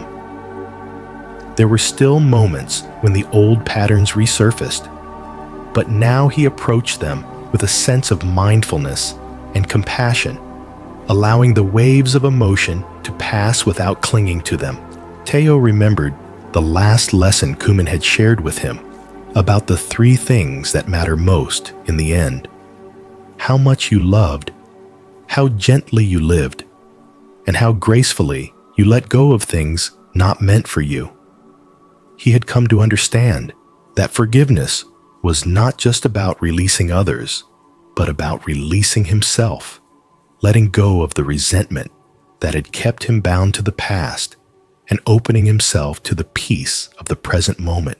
As you reflect on your own life tonight, consider where you might be holding on to old wounds or resentments. What would it look like to release them, not for the other person's sake, but for your own liberation.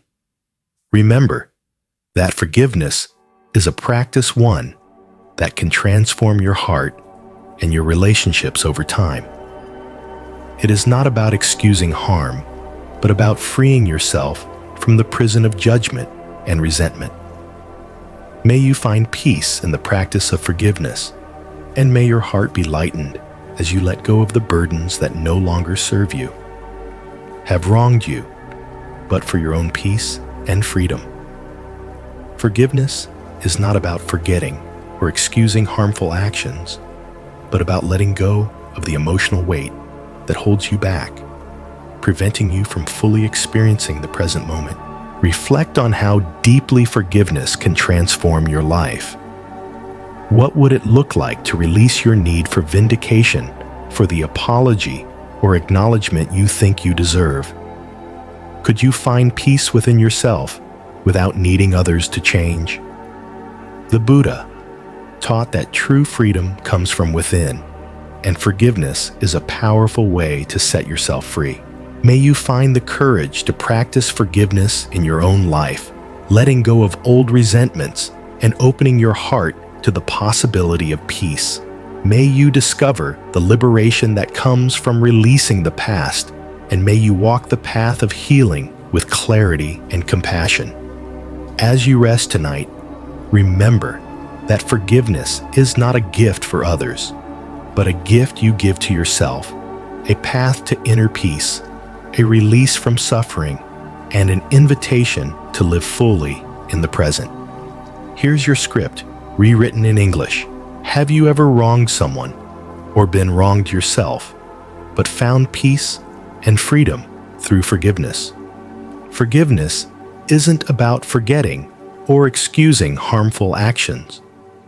It's about releasing the emotional weight that holds you back, preventing you from fully experiencing the present moment. Think about how profoundly forgiveness can transform your life.